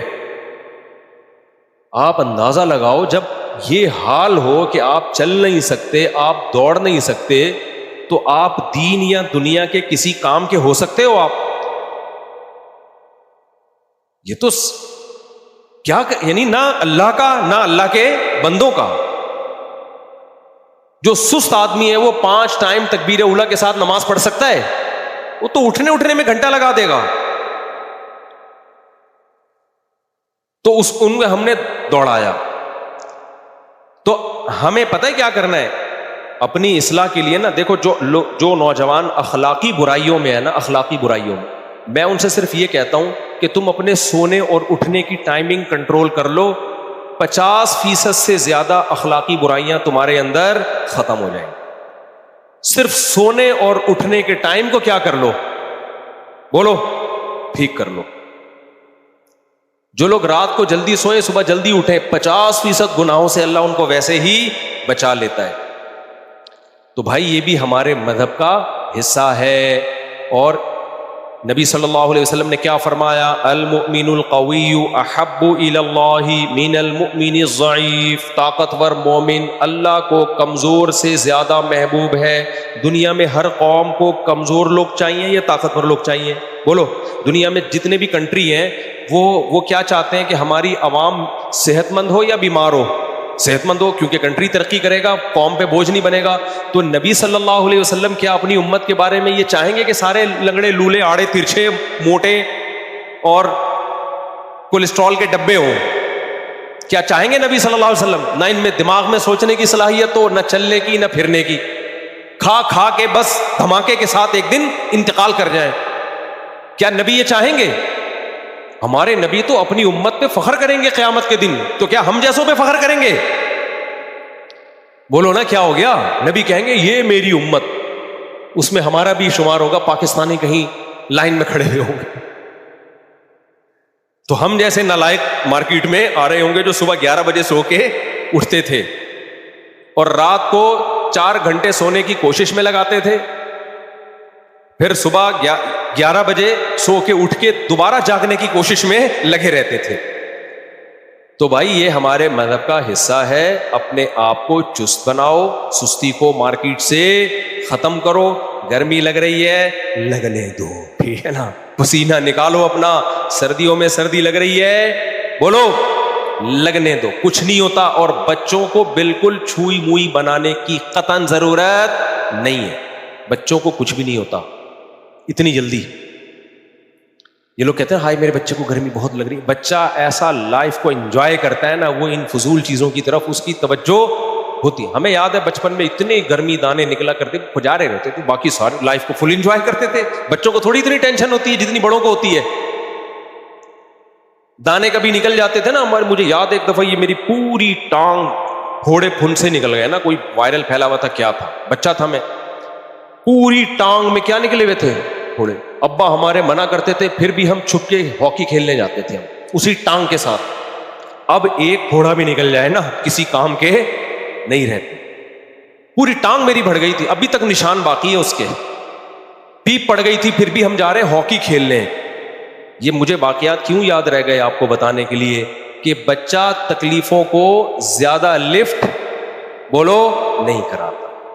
اس لیے بچوں کو نہیں ہائے میرے بچے کو گرمی لگ رہی ہے, اے سی چلاؤ اے سی چلاؤ, اس کو نہیں پتا چل رہا ہوگا, وہ پسینہ نکلے گا, اس کو گرمی دانوں کا بھی پتا نہیں چلتا. اس کو خدا کے لیے چھوئی موئی مت بناؤ, اس کو تھوڑا سا اسٹرانگ کرو, اس کو گرمی جھیلنا سکھاؤ. گرمی برداشت کرنا سیکھ جائے, یہ اس کی صحت کے لیے زیادہ ضروری ہے. نہیں سیکھے گا نا, کل ہم جو اسکول میں لائن لگا کے کھڑے ہوتے تھے نا جب, تو جتنی برگر فیملیوں کے بچے تھے نا, 8 بجے ہماری وہ لائن لگتی تھی اسکول میں, قومی ترانہ ہوتا تھا, دعائیں, جب سب اسکولوں میں ہوتا ہے. تو جس گرمیوں میں پتہ ہے کیا ہوتا تھا, جون میں 8 بجے 4-5 لڑکے لڑک جاتے تھے اس میں, جو برگر فیملیوں سے جن کا تعلق تھا. 4-5 کیا ہو جاتے تھے لائن میں کھڑے کھڑے. بھائی 8 بجے اسمبلی ہو رہی ہے, 15 سے 20 منٹ کا وہ ٹائم تھا. 15 سے 20 منٹ ان برگر فیملیوں کے لیے 15 منٹ تک دھوپ میں کھڑا ہونا ان کے لیے ممکن نہیں تھا. لڑک کر کے گرتے تھے. پھر ہمارے ٹیچر پریشان ہو, بھائی ڈی ہائیڈریشن, اس کو گلوکوز پلاؤ, اس کو یہ کراؤ, اٹھا کے لے کے جا رہے ہیں. ہم حیران ہوتے تھے ابے اس کو ہو کیا گیا ہے. تو جب انسان مشقتوں کا عادی ہوتا ہے, اس کے لیے روزہ رکھنا بھی آسان, اس کے لیے تہجد پڑھنا بھی آسان, اس کے لیے نماز پڑھنا بھی آسان, اس کے لیے ماں اور باپ کی کڑوی کسیلی کو برداشت کرنا بھی آسان, کیونکہ اس کے اندر برداشت کی طاقت. اکثر مالدار گھروں کے بچے, 100% کی بات نہیں کر رہا, اکثریت کی بات کر رہا ہوں, کوئی یہ نہ سمجھے میرے بارے میں ہو رہا ہے, بھائی سب کی بات ہم کر ہی نہیں رہے. اکثر مالدار گھروں کے بچے بدتمیز ہوتے ہیں, ماں باپ کی نہیں سنتے. وجہ اس کی یہ, ابا نے ٹیمپریچر کو ہمیشہ مینٹین رکھا ہوتا ہے, ٹھیک ہے, نہ بچے کو گرمی لگنے دی نہ بچے کو سردی. اب جس کمبخت سے 27 کا 28 والا ٹیمپریچر برداشت نہ ہو, وہ ابا جب اس کو ڈانٹیں گے تو اس کو کہاں سے برداشت ہوگا, کیونکہ اس کی گرمی 40 سے اوپر کی ہوتی ہے جب ابا کی ڈانٹ پڑتی ہے, 40 ڈگری سے اوپر کی گرمی ہوتی ہے جب ابا ڈانٹتے ہیں نا کسی کو. اور آپ نے ہمیشہ اس کو 27 پہ سیٹ کر دیا ہے, 26 یا 27 پہ, کوئی 24 پہ سیٹ ہوا ہوا ہے, کوئی 23 پہ سیٹ ہوا ہوا ہے. میں تو سفر کرتا ہوں لوگوں کے ساتھ, یار مفتی صاحب اے سی کا جو ہے نا 24 کر دیں, میں 24 پہ سیٹ ہوں. کوئی کہہ رہا ہوتا ہے یار یہ اتنا کر دیں, میں اس پہ سیٹ ہوں. ہر آدمی قبر میں جب جاؤ گے نا وہاں بھی اے سی لگوا دینا. تو اب مالداروں کے ہاں کیا ہوتا ہے, عورتیں شوہر کی تھوڑی سی ڈانٹ برداشت نہیں کرتی, شوہر تھوڑے سے بیوی کے نخرے برداشت نہیں کر پاتا, گھر ٹوٹتے. طلاق کا ریشو غریبوں میں کم ہے, مالداروں میں بولو زیادہ. ماں باپ کی نافرمانی کا ریشو غریبوں میں کم ہے, مالداروں میں زیادہ. ڈپریشن, اسٹریس, خودکشیوں کا ریشو غریبوں میں کم ہے, مالداروں میں بولو زیادہ. یہ کتابوں کی رپورٹ نہیں ہے, یہ مشاہدے کی رپورٹ ہے. تو سوال پیدا ہوتا ہے بھائی کیوں زیادہ ہے؟ وجہ اس کی ایک ہی ہے, پیدائش سے لے کے بڑھاپے تک بچے کو ایک ٹیمپریچر پہ انہوں نے کیا کر دیا ہے, سیٹ. مشقتوں کا عادی نہیں بنایا. نہ بچوں سے گھر میں کام لے رہے ہوتے ہیں کہ پانی پلا دو, یہ کر دو, نہیں. جب ہم نے سرونٹ رکھا ہوا ہے, ہمارے ہاں نوکر کام کرتے ہیں, ہم بچوں سے کام نہیں لیں. تو بچہ بچپن سے کیا بنتا ہے؟ چھوئی موئی بن جاتا ہے. وہ ڈپریشن کا شروع سے ہی مریض بنا ہوا ہو. بھائی کام لیا کرو اس سے, اس کو گرمی بھی لگنے دو, اس کو سردی بھی بولو لگنے دو, اس سے فائدہ ہوگا. تو پورا بیان آج میرا اسی پر ہو گیا. تو یہ اس لیے نا کہ میں بہت دنوں سے بہت غصہ آ رہا تھا مجھے, ہر آدمی ہائے پسینہ, یہ بھائی بس کر یار, یہ آج پہلی دفعہ نہیں ہے.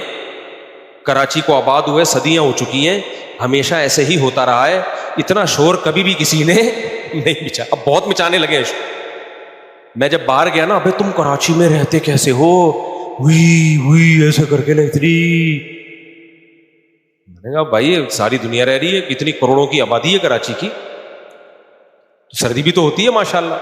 اور کراچی والے ذرا سی سردی پڑے حال دیکھو یار آپ ان کو. کراچی میں زیادہ سردی تو پڑتی نہیں ہے. یہاں میں نے فجر میں ایسے لوگ دیکھے ہیں نومبر میں, وہ کوٹ سردیوں میں پہن کے فجر پڑھنے آتے ہیں جو سائبیریا میں نہیں برف میں لوگوں نے پہنا ہوا ہوتا. سائبیریا میں برف میں جو پہنا ہوا ہوتا ہے نا, فجر میں وہ کوٹ پہن. میں سے کہتا ہوں مارے گا کیا, ٹینشن سے مارے گا, بس کر بھائی بس کر. آپ سب کو پتا ہے کراچی میں اتنی سردی پڑتی ہی نہیں ہے کہ پوری سردیوں میں سویٹر پہننے کی بھی نوبت آئے. میں نے کراچی میں سردیوں میں جیکٹ صرف اس وقت پہنی ہے جب میں بائک پہ جامعۃ الرشید جاتا تھا, کیونکہ احسان آباد کا کھلا ایریا ہے, صبح صبح فجر کے بعد ہوا لگنے کا خطرہ ہوتا تھا. بس اس دوران جیکٹ, ورنہ میں نے جیکٹ کو دیکھے ہوئے once upon a time jacket یا سویٹر دیکھے ہوئے عرصہ بیت گیا ہے. تو اس میں اتنا چھوئی موئی بنے ہوئے ہیں لوگ کہ فجر میں کیا پہن کے آ رہے ہیں, وہ سائبیریا والے ڈریسنگ میں آ رہے ہیں فجر. تو بھائی اتنا نہیں, تھوڑا سا لگنے دو یار, تھوڑا سا کانپ ہی جاؤ گے نا, ایک دم تھوڑی مرو گے, پہلے کانپو گے پھر طبیعت خراب ہوگی, اس دوران کچھ پہن لینا یار, ایک دم سے تھوڑی ہوگا, تھوڑا سا لگنے تو دو. تو بھائی ہمارے مذہب کا حصہ ہے سستی بری چیز ہے, چستی اچھی چیز ہے, بزدلی بری چیز ہے, بہادری بولو نا. سبق یاد کرا رہا ہوں, میں خود بھی یاد کر رہا ہوں, میں کوئی فنٹر نہیں ہوں, میں خود بھی یہ چیزیں یاد کر رہا ہوں. بہادری اچھی چیز ہے, کنجوسی بری چیز ہے, سخاوت اچھی چیز ہے. اور ایک اور چیز, رات کو جلدی سونا اچھی چیز ہے, دیر سے سونا بری چیز ہے. صبح جلدی اٹھنا اچھی چیز ہے, دیر سے اٹھنا بری چیز ہے. جو صبح دیر سے اٹھے گا سارا دن سوتا ہی رہے گا, چاہے 10 گھنٹے سو جائے. جو رات کو جلدی سو کے جلدی اٹھ جائے گا, تھوڑی دیر سوئے گا, سارا دن فریش رہے گا. تو جب تک محنت مشقت کی عادت نہ ہو, سستی ہماری زندگیوں سے نہ نکلے, اس وقت تک میرے بھائی ہم دنیا کی ذلیل قوموں میں ہمارا شمار ہوگا, اور ہم بدنام ہوں گے پوری دنیا میں. اور آپ کے اسلام میں اٹریکشن بھی نہیں ہوگی. غیر مسلم آپ کے روزے اور نماز کو دیکھ کے نہیں آئے گا, وہ آپ کے لائف اسٹائل کو پہلے دیکھتا ہے. وہ کہہ رہے یہ رات بھر سوتے ہیں, فجر پڑھ کے پھر سو جاتے ہیں, تو آپ کی وہ فجر سے بالکل بھی متاثر نہیں ہو. دیکھو اللہ نے فجر رکھی اس لیے, دنیا میں کوئی ایسا ہو سکتا ہے جو آپ کو اٹھا کے دوبارہ سلائے ہیں؟ یہ کوئی مینجمنٹ ہوئی؟ اللہ نے فجر رکھی اس لیے کہ بس بہت سو لیے, اب یہ سونے کا ٹائم نہیں ہے. اللہ نے اس لیے, تو ہم نے ایسی چالاکی کی, ہم نے کہا اللہ تو ہمیں صبح جلدی اٹھانا چاہتا ہے, ٹھیک ہے اٹھ جائیں گے پھر سو جائیں گے دوبارہ. اللہ میاں کہا تم کر کیا رہے ہو یار, میں نے اٹھایا اس لیے تھا کہ بہت سو لیے. دیکھو ہر عبادت کی ایک حکمت ہوتی ہے کہ نہیں ہوتی, ہر عبادت کی ایک حکمت مصلحت ہوتی ہے. جیسے قرآن کہہ رہا ہے روزہ رکھنے کی حکمت کیا ہے, تمہارے کنٹرولنگ پاور بڑھے اور تم گناہ چھوڑو. ہم نے کہا اللہ کوئی بات نہیں, ہم روزہ رکھیں گے اور فلم دیکھ کے روزہ پاس کریں گے, غیبتیں کر کے ٹائم پاس کریں گے. تو اللہ میاں کہے گا نا کہ کمبختوں میں نے تمہیں روزہ جو رکھوایا تھا تاکہ گناہ سے بچنے کی طاقت بڑھے, تم الٹا اسی روزے کو پاس ہی گناہ کر کے کر رہے ہو. تو روزہ تو پھر بھی ہو جائے گا, لیکن یہ کر کیا رہے ہو تم؟ ہر عبادت میں ایک مصلحت ہے نا. تو فجر کی نماز میں حکمت اور مصلحت یہ ہے کہ مسلمان قوموں کے کاموں کا آغاز فجر سے شروع ہو. تھائی لینڈ میں میں نے فجر میں مارکیٹیں فل کھلی بھی دیکھی ہے, بہت سارے کنٹری میں فجر کے وقت ساری مارکیٹیں کھلی ہوئی, کل رش ہوتا ہے بازاروں میں. ہمارے یہاں آپ چلے جاؤ فجر میں 12 بجے, ایک دفعہ میں حیدری گیا ہوں تو مجھے لگا اسٹرائک ہے شاید آج.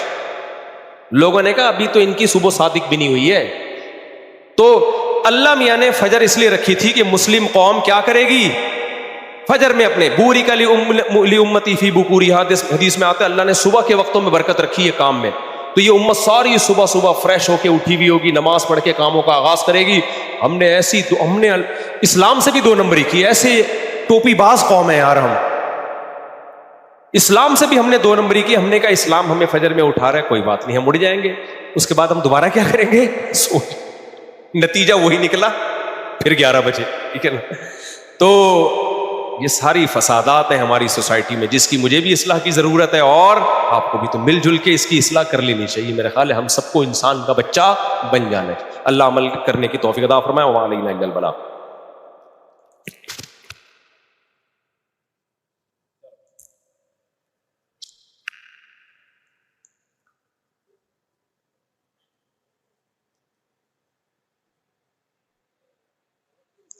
یہ ہو گیا ابھی جو آج میں نے بیان کیا ہے نا گرمی کے فضائل پر, پسینہ وسینہ, یہ وہ ڈی ہائیڈریشن ہوتے ہیں نا, ڈاکٹر کہتے ہیں تو یہ کرو وہ کرو.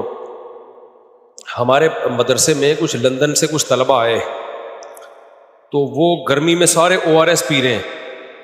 ہم حیران ہو ابھی کیا کر رہے ہو, تو انہوں نے کہا ایکچولی دیکھیں جب گرمی بڑھتی ہے پسینہ نکلتا ہے تو ڈی ہائیڈریشن کا خطرہ ہوتا ہے, تو پھر اس میں نمکیات کی کمی ہوتی ہے, تو نمکیات کی کمی میں پھر ہمیں اس نمکیات کو پوری ایک رپورٹ پیش کر دی.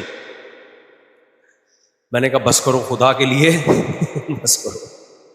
تو ساری زندگی سے لوگ گرمیاں جھیلتے آئے ہیں, گرمیوں میں کھیتوں میں کام کرتے آئے ہیں, تو ان کو شاید عادت نہیں ہے. وہ تو ظاہر ہے UK لندن سے آئے ہوئے لوگ ہیں, ان کے لیے تو شاید صحیح ہو وہ بات.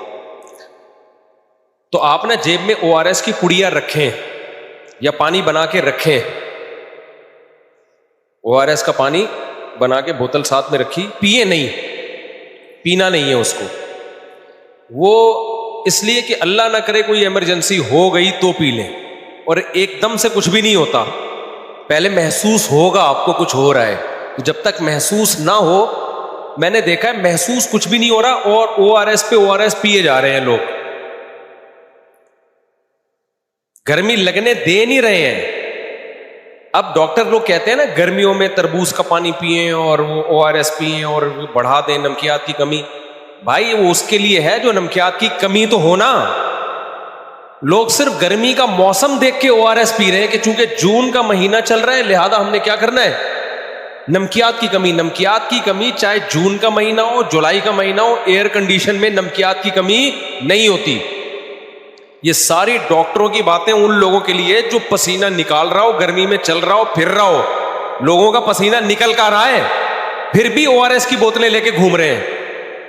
یعنی دفتر میں 18 ٹیمپریچر پہ بیٹھے ہوئے, وہاں سے نکل کے گاڑی میں جانے کے دوران جو 2 منٹ لگتے ہیں نا, اس کے لیے ORS کی بوتل انہوں نے سنبھالی بھی ہے. کار میں بیٹھے پھر ایئر کنڈیشن ہے, گھر میں آئے پھر AC لگا ہوا ہے, پھر بھی ORS پیو گے تو مرو گے, پروگرام کیا ہوگا, بڑھ جائے گا. تو یہ ڈاکٹر کہتے ہیں نا ڈی ہائیڈریشن ہے, تو ہونے تو دو کچھ ہونے دو. جیسے بعض دفعہ ہمارے ساتھ بھی 1-2 دفعہ ایکسرسائز کے دوران ہوا, گرمیوں میں بہت پسینہ نکلا تو مجھے اندازہ ہو گیا کھوپڑی کیا کر رہی ہے, تو فوراً ORS وغیرہ پی کے سیٹ ہوئے. بعض دفعہ ہوتا ہے ونس اپون اے ٹائم کبھی بہت زیادہ آدمی پسینہ نکال دیتا ہے حد سے زیادہ, تو نمکیات کی کمی ہو جاتی ہے, تو فوراً پی لینا چاہیے, پھر مر جاتا ہے. 10-15 منٹ لگتے ہیں آدمی کے انا للہ ہونے میں. پھر تو اگر وہ ایسا ہو جائے نا بہت جلدی مرتا ہے, تو وہ رکھے لیکن کچھ ہونے دے. تو ابھی کچھ ہو نہیں رہا ہے, صرف جون کا مہینہ, اور اخبار میں یا موبائل پہ ٹیمپریچر چیک کیا, باہر ٹیمپریچر کتنا چل رہا ہے, بھائی فوراً ORS کی بوتل. بھائی باہر چاہے جہنم کی آگ بھی جل رہی ہو نا, آپ تو ایئر کنڈیشن روم میں بیٹھے ہوئے ہو, آپ تو AC سے نکل کے گاڑی میں AC میں بیٹھتے ہو, وہاں سے نکل کے آپ گھر میں چلے جاتے ہو, وہاں بھی بیگم نے AC چلا کے رکھا ہوا ہے, تو پھر کس چکر کے آپ تربوز بھی کھا رہے ہو اور ORS بھی پی رہے ہو, اس سے کوئی فائدہ, بلکہ الٹا کیا ہوگا, نقصان ہوگا. نمکیات بلا وجہ باڈی میں بڑھیں گے. مفتی صاحب اگر کسی شخص کا وراثت کا مسئلہ ہے، اگر اس نے ابھی تک بہن بھائیوں کو حصہ نہیں دیا، اگر وہ شخص کسی رشتے دار کی گائے یا پھر کسی بھی گائے میں حصہ ڈالے تو کیا ہم اس کی گائے میں حصہ ڈال سکتے ہیں؟ ڈال تو سکتے ہیں حصہ، کیونکہ ضروری تھوڑی ہے کہ وہ حرام پیسوں سے حصہ لے رہا ہو. آپ کو کیا پتا، ہو سکتا ہے اپنے پیسوں سے حصہ لے رہا ہو. تو جب تک ہمیں پتہ نہیں ہے تو تفتیش کی اجازت نہیں ہے. باقی جو اس نے بہنوں کو حصہ نہیں دیا، بہنوں کی وراثت نہیں دی، یہ کبیرہ گناہ ہے. اس کا اس کو دنیا میں بھی بے برکتی ہوگی اور آخرت میں بھی عذاب بھگتنا پڑے گا. وراثت آج کل کوئی تقسیم نہیں کرتا بھائی، ہم نے بہت دیکھ لیا یہ. مفتی صاحب بہت اہم سوال، یہ اس کی وضاحت کر دیں کہ جب انسان پریشانیوں کے دلدل میں ہو تو ان پریشانیوں کو اللہ کی آزمائش سمجھے یا اپنے گناہوں کا وبال سمجھے؟ دیکھو، اگر احساس ہو گیا نا کہ یہ پریشانیاں اللہ کی طرف سے ہیں اور مجھ سے گناہ بھی ہوئے، تو بس یہ احساس اس کی علامت ہے کہ یہ پریشانیاں اللہ کی نعمت بن کے آئی ہیں، عذاب بن کے نہیں ہیں. یہ آپ کو اگر یہ احساس ہو رہا ہے نا تو یہ احساس اس کی علامت ہے کہ یہ اللہ کی نعمت ہے، چاہے وہ بطور آزمائش کے آئی ہو یا گناہ کے سزا کے طور پر آئی ہو، اس سے آپ کا لینا دینا ہے نہیں.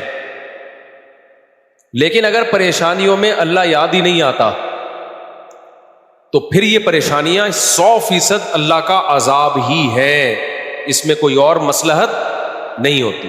یہی علامت ہوتی ہے پریشانیوں کے نعمت اور عذاب ہونے کی. جب پچھلی قوموں پر عذاب آئے تھے نا تو ان کو پھر بھی اللہ کی طرف توجہ نہیں ہوئی تھی، بلکہ اس کا بھی مذاق اڑاتے تھے وہ. تو جو دین پہ نہیں چلتے ان پہ جب پریشانیاں آتی ہیں وہ اس کو نیچر کا حصہ سمجھتے ہیں اور اس کو وہ اللہ کی طرف سے سمجھتے ہی نہیں ہیں اور اللہ کی طرف مائل ہوتے ہی نہیں ہیں. مفتی صاحب، دل اور دماغ کا سکون کن چیزوں میں روحانی سکون کسے کہتے ہیں؟ دیکھو، انسان جب مینٹلی ڈسٹرب ہوتا ہے تو اس کو بے سکونی کہا جاتا ہے. اسٹریس ہے، جس کی بہت ساری اصطلاحات ہیں آج کل، آپ کو جو نفسیات کے ماہر نفسیات ہوتے ہیں وہ بتائیں گے انزائٹی میں، ڈپریشن میں، اسٹریس میں کیا فرق ہے. ٹھیک ہے نا؟ دیکھو، جب بھی بے سکونی ہوتی ہے اس کی 2 وجوہات میں سے ایک وجہ ہوتی ہے. یا تو اس کی وجہ ہے کوئی باڈی، یعنی کوئی مادی وجہ، ہم اس کو کہہ سکتے ہیں آسان زبان میں. مثال کے طور پر آپ کی نیند ہی پوری نہیں ہوئی ہے. اب آپ اللہ پہ کتنا توکل، کتنا اعتماد، اللہ سے کتنا مضبوط تعلق، پھر بھی آپ بے سکونی میں آؤ گے کیونکہ آپ کی باڈی ڈسٹرب ہے. نہیں بات سمجھ؟ اس بے سکونی کا علاج یہ نہیں ہے کہ دنیا کا مسافر خانہ ہونا دماغ میں لائیں، اللہ سے محبت بڑھائیں. اس کا علاج ہے کم بخت سو جا، یا نیند کی گولی کھا کے سو جا، نیند پوری کر لے. تبھی ہم نے بہت سے نیک پرہیزگار لوگ، انتہائی با اخلاق، جن کی پیشانی پہ کبھی لکیر نہیں، میٹھی بات ہی ہمیں زبان سے نکلے گی، ان کو بھی ہم نے غصے میں، بلا وجہ غصے میں دیکھا ہے. وجہ کیا ہے جی؟ سوئے نہیں ہے حضرت جی، 24 گھنٹے ہو گئے حضرت جی سوئے نہیں ہے. تو حضرت جی کی بھی اوپر کی سیٹنگ آؤٹ ہو سکتی. میں تو لوگوں سے کہتا ہوں میری نیند پوری نہ ہونا میرے قریب مت آؤ. گھر میں بھی میں نے کہا ہوا ہے، کیونکہ میں جب نیند پوری نہیں ہو، مسلسل جاگ کے دماغی کام بھی ہو، جاگ بھی رہو، میری بھی سیٹنگ آؤٹ ہوتی ہے. پھر میں بول دیتا ہوں ملاقات کے لیے کوئی آئے نہیں ملنے دو، کیونکہ میں اس سے بدتمیزی کروں گا، بعد میں مجھے ندامت ہوگی، یار اس کا قصور تھا نہیں، میں نے کیا کی؟ بدتمیزی. کیونکہ کنٹرولنگ پاور انسان کی کیا ہو جاتی ہے؟ ختم. اس لیے گھر میں بھی میں نے کہا ہوا بھائی میری جب نیند پوری نہ ہو، میں جب گھر میں سونے کے لیے لیٹتا ہوں نا تو گھر والوں کو کہتا ہوں کسی قسم کی کوئی رپورٹ پیش کرنے کی بالکل اجازت نہیں. یہ تھا وہ تھا، گھر میں تو 100 قصے ہوتے ہیں نا.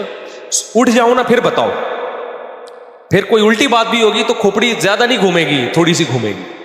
نیند پوری نہیں ہوئی کیونکہ اب آپ سونے کے لیے لیٹے اور گھر والوں نے کوئی ایسی بات کی جو آدمی دل پہ لے گیا. صحیح ہے نا؟ وہ زیادہ لے کے جاتا ہے پھر.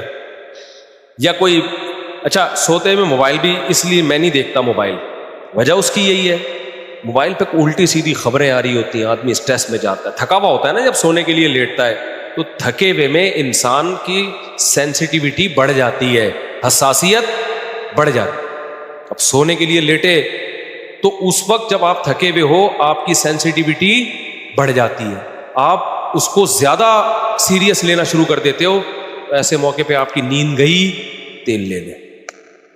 پھر جاگے ہوئے پہ ان کو یہ کیوں بول دیا اس نے، یہ کیوں بول دیا، پہلے کچھ اور بول لیتے اب یہ کیوں بول دیا. آدمی غصے میں، ہمارا لینا دینا کچھ ہے نہیں، بلا وجہ ہم بستر پہ کلا بازیاں کھا رہے ہیں. پھر ایک کلپ آ گیا تربوز کے فضائل پر. تربوز بہت زبردست چیز ہے, اتنی نہیں بھائی جتنی اس کو, ایسا جیسے سونے کے نوالے کھا رہے ہو آپ. گرمیوں میں تربوز, یوٹیوب پہ یہی آ رہا ہوتا ہے نا, اتنا بڑھا چڑھا کے پیش کر دیا, بے بھائی تربوز ہی کا ٹرک لے کر آؤ اب گھر میں, اب آٹے دال کی ضرورت نہیں ہے. پھر آدمی کہتا ہے یار اتنا تو نہ پھینکو یار, بہت فائدہ مند چیز ہے, اس میں دو رائے نہیں ہے, اتنا تو نہ پھینکو. اس پہ پھر مجھے غصہ آنا شروع ہوتا ہے اگر تھکا ہوا ہوں کہ بھائی تو کیا کر رہا ہے یار, لوگوں کو کیا لہسن, ایسے ایسے لہسن کے فضائل ہیں, آدمی کہتا ہے سب کچھ کچن سے اٹھا کے باہر پھینک دو, صرف اب لہسن ہی سے روٹی کھایا کریں گے ہم. یوٹیوب پہ ایک سے ایک پھینکو پڑا ہوا ہے, اچھے لوگ بھی ہیں, سارے پھینکو نہیں ہیں. تو اس سے کیا ہوتا ہے, پھر ملک میں کوئی الٹی سیدھا کلپ آ گیا اسٹیٹ کے خلاف, یا کوئی کسی نے لمبی پھینک دی, ملکی حالات, پھر یہ ہو گیا پھر وہ ہو گیا, ایک اور ڈاکو نے بندے کو مار دیا. اس سے ہم ڈاکو کو تو پکڑ نہیں سکیں گے, لیکن کیا ہوگا, نیند کیا ہو جائے گی, اڑ جائے گی, آدمی ڈپریشن میں جاتا ہے. اس لیے بہتر ہے سونے سے 1-2 گھنٹے پہلے دیکھو ہی نہیں دنیا میں ہو کیا رہا ہے. آپ کے جاگنے سے اگر ملک کے حالات ٹھیک ہو جائے نا, پھر تو جاگ بھی لے آدمی نا. یہ سارے ڈاکو پکڑے جائیں تو ہم جاگ بھی لیں. جب لاشیں تڑپتی ہوئی کراچی کی سڑکوں پہ نظر آتی ہیں, یا غزہ کے حالات کی ویڈیوز آپ کے سامنے آتی ہیں, تو نیند آئے گی پھر آپ کو رات کو؟ وہاں لاشیں تڑپتی ہوئی آ رہی ہیں, غزہ میں کیا کچھ ہو رہا ہے. تو ہمارے جاگنے سے غزہ کے حالات تو ٹھیک ہوں گے نہیں, ہمارے اپنے حالات بھی کیا ہو جائیں گے, خراب ہو جائیں گے. نہ ہم کچھ کر بھی نہیں سکیں گے ان کے لیے, پھر جو تھوڑا بہت صحیح دماغ کے ساتھ کر سکتے وہ بھی نہیں کر پائیں گے.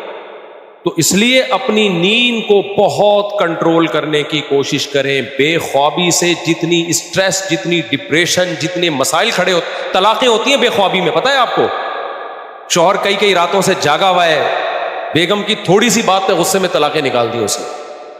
آپ نے فجر کی نماز میں دیکھا ہوگا کہ لوگ تمیز سے بیٹھے ہوئے ہوتے ہیں, اگر امام 2 منٹ لیٹ بھی ہو جائے نا, کوئی پیچھے مڑ کے نہیں دیکھتا. ظہر میں کیا ہوتا ہے, 1 منٹ پہلے پیچھے مڑ کے دیکھ رہے ہوتے ہیں کہاں ہے امام. حالانکہ وہی سچویشن فجر میں ہوتی ہے, وہی ظہر میں ہوتی ہے, لیکن مقتدیوں کا جو ایٹیٹیوڈ ہے اس میں زمین اور آسمان کا فرق ہوتا ہے, فجر میں اور ظہر میں. امام لیٹ بھی ہو جائے نا, مقتدی تمیز سے بیٹھے ہوئے ہوتے ہیں, ذکر اذکار. وجہ کیا ہے, سو کے اٹھے ہوئے ہیں, اسٹریس اور ڈپریشن میں نہیں ہے. کہتے ہیں کوئی بات نہیں, اگر 2 منٹ لیٹ بھی ہو گیا تو کوئی قیامت نہیں آ جائے گی, تمیز سے سکون سے بیٹھے. ظہر میں سکون نہیں ہوتا, نیندیں پوری نہیں ہوئی ہوتی, پیچھے مڑ کے دیکھ رہے ہوتے ہیں کہاں رہ گیا امام ہے بھائی. تو اس لیے ٹینشن کو دور کرنے میں سب سے پہلی جو چیز ہے وہ کیا ہے, ٹائم کی نیند. میں نے ابھی بیان میں بتایا نا, 11 بجے تک سو کے اٹھو گے نیند پوری نہیں ہوگی, چاہے سارا دن سوتے رہو. اللہ نے رات بنائی ہے سونے کے لیے, جلدی سو جلدی اٹھ جاؤ. تو یہ ہے. اسی طرح جسم میں کوئی خرابی ہے آپ کی, کوئی تکلیف ہے, پین ہو رہا ہے بار بار, وہ بھی آپ کو اسٹریس میں رکھتا ہے, آپ کبھی بھی خوشی میں نہیں ہوتے. تو ٹینشن دور کرنے کے لیے اپنی صحت کا بہت زیادہ خیال رکھنا ضروری ہے. جس آدمی کا کولیسٹرول بڑھا ہوا ہے, جس کا نارمل ہے, دونوں ایک جیسی حالت میں کبھی بھی نہیں ہوتے. سمجھتے ہو؟ جس کا کولیسٹرول بڑھا ہوا ہوتا ہے نا, فیٹ زیادہ ہو وہ ٹینشن میں ہوگا, جس کا ویٹ زیادہ ہو وہ ٹینشن میں ہوگا, جس کا ویٹ کنٹرول میں ہو وہ کم ٹینشن میں ہوگا. میں نے پاناما میں ایک ویڈیو بنائی تھی, آپ کو پتا ہوگا, 2 آدمیوں کی میں نے تصویر دکھائی پرانی, پورے گول مٹول سے تھے وہ. پھر انہوں نے آپریشن کروایا اور کتنے ہو گئے, آدھے سے بھی کم ہو گئے. آپ نے دیکھا ہوگا نا, پاناما میں ایک ولاگ بنایا تھا. آپ کو پتا ہے ان لوگوں نے ہمیں بتایا کہ ہم جب موٹے تھے ہر وقت ڈپریشن میں رہتے تھے ہم, اور جب ہم دبلے ہوئے ہیں نا تو باقی فائدے تو بعد میں, ذہنی سکون بہت ملا ہے ہمیں. کہہ رہے ایسا لگا جیسے نئی زندگی اللہ نے دے دی ہو. تو پوری باڈی کا انسان کے دماغ سے تعلق ہوتا ہے. تو اپنی صحتوں کا اسی وجہ سے میں کہتا ہوں بھائی تھوڑا خیال کرو, کھانے پینے میں کنٹرول کرو, بھاگو دوڑو, ایکسرسائز کرو, نیند پوری کرو. اس سے کیا ہوگا, آپ ڈپریشن میں بولو نا نہیں جاؤ. یہ ایک وجہ ہے. تو یہ وجہ تو کافر اور مسلم دونوں میں کیا ہے, کامن ہے. دوسری ایک وجہ ہے جو صرف مسلمان کو اللہ نے وہ پیکج دیا ہے, وہ پیکج غیر مسلم کے پاس نہیں, وہ ہے روحانی وجہ. ہم چاروں طرف کے مسائل سے متاثر ہوتے ہیں, ہم دنیا سے دل لگا بیٹھتے ہیں, اللہ پہ اعتماد اور توکل نہیں ہوتا. یہ ساری چیزیں انسان کو ٹینشن دیتی ہیں. جس کا اللہ سے لنک ہوتا ہے, اللہ پہ اعتماد اور توکل ہوتا ہے, وہ بڑی بڑی ٹینشنوں کو بھی برداشت کر لیتا ہے. جس کا اللہ پر اعتماد اور توکل نہیں ہوتا, چھوٹی سی ٹینشن بھی خودکشی کرانے کے لیے کافی ہوتی ہے اس کو. جو دنیا سے دل لگاتا ہے, دنیا کو مسافر خانہ نہیں سمجھتا, میرے امریکہ والے ولاگ دیکھ دیکھ کے ڈپریشن میں جاتا ہے کہ اتنا خوبصورت کنٹری, دنیا کے مسافر خانہ والے بیان اس نے سنے نہیں ہوتے, تو وہ صرف یہاں انڈا موڑ پہ رہ کے ڈپریشن میں جانے کے علاوہ اس کو کچھ بھی حاصل نہیں ہوتا. یار اتنا خوبصورت کنٹری اور ہم دیکھو کہاں پڑے ہوئے ہیں, یار دیکھو یہ تو دنیا ہے اور دیکھو ہم. ابے بھائی چھوڑ دے, جتنا بھی خوبصورت کنٹری ہو, جانا انہوں نے بھی قبرستان میں, جانا ہم نے بھی کہاں ہے, قبرستان میں. جگہ جی لگانے کی دنیا نہیں ہے, یہ عبرت کی جا ہے, تماشا نہیں ہے. ہوئے نامور بے نشاں کیسے کیسے, زمیں کھا گئی آسماں کیسے کیسے, کیسے کیسے مشہور لوگ تھے, نام و نشان مٹ گیا ان کا, اور بڑے بڑے آسمانوں کو زمینوں نے کھا کے ختم کر دیا. ایک دور تھا ان کا روب دبدبا, ان کے نام سے لوگ تھر تھر کانپا کرتے تھے. زمین نے کھا کے ایسا ملیا میٹ کیا کہ قبروں کے نشان بھی نہیں ملتے. تو میں اور آپ کس کھیت کی مولی ہیں؟ آج لوگ کہتے ہیں نا مفتی صاحب آپ اتنے مشہور ہو کے اب آپ چینج ہو گئے ہو. ابے ہمیں پتہ ہے جتنے بھی مشہور ہو جائیں, کتنے بھی لوگ گلے ملے, ہاتھ چومے, سیلفیاں لیں, کل ہم نے بھی کہاں جانا ہے بھائی, تھوڑے دنوں میں مرے ہوئے ہوں گے, جنازے پہ لیٹے ہوئے ہوں گے, چار پھٹے پہ لیٹ. میں تو سوتا بھی پھٹے پہ ہوں, مجھے گدوں پہ نیند ہی نہیں آتی. میں کہتا ہوں تھوڑا سا وہ والا پھٹا بھی یاد رہے گا ہمیں اس سے. میں پھٹے پہ سوتا ہوں نا میں, تو مجھے یاد آتا ہے فوراً جنازے کا پھٹا یاد آتا ہے. اپنے آپ کو بولتا ہوں دیکھ آج تو اس پھٹے پہ سو رہا ہے, کل ایک سچی مچی کے پھٹے پہ سوئے گا. سمجھتے ہو؟ پھر کیا ہوگا, دفن کر کے لوگ آ جائیں گے, 2-4 دن باتیں بنی, کچھ مخالفین خوش ہو رہے ہوں گے, جو فینز ہیں وہ تھوڑا سا ہائے یار مفتی صاحب اتنا اچھا شادیوں پہ بیان کرتے تھے, اب کوئی نہیں رہا وہ بات, اب شادیوں پہ وہ والا بیان ہو ہی نہیں رہا. حالانکہ کرنا کرانا تم لوگوں نے پھر بھی کچھ نہیں ہے یار, وہ لک ہی نہیں آ رہا جو مفتی صاحب جو کرتے تھے. 2-4 دن کے بعد قصہ ختم, اولاد بھول جاتی ہے. باپ کے جنازے پہ ایسے رو رہے ہوتے ہیں جیسے ان کے ساتھ ہی جانا چاہتے ہیں. 3-4 دن کے بعد بیلیاں لگا رہے ہوتے ہیں. میں نے دیکھا ہے, میں اکثر بیان میں بتاتا ہوں, ایک لڑکا میرے پاس آیا, میرا باپ مر گیا ہے, اچانک جوانی میں ان کے ابا ہارٹ اٹیک سے فوت ہوئے.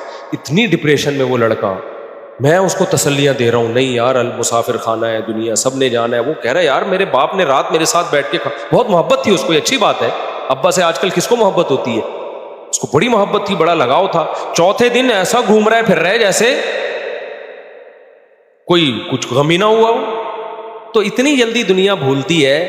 تو پھر آدمی شہرت اور ہاتھ پاؤں چومنے اور ان چیزوں سے اگر دل دے بیٹھے ان چیزوں کو, تو اس کے پرلے درجے کے احمق اور بے وقوف ہونے کی علامت. تو اس لیے دنیا سے زیادہ متاثر بھی نہ ہو, دنیا کو زیادہ لفٹ بھی مت کراؤ, انجوائے کرو, لفٹ بھی کراؤ.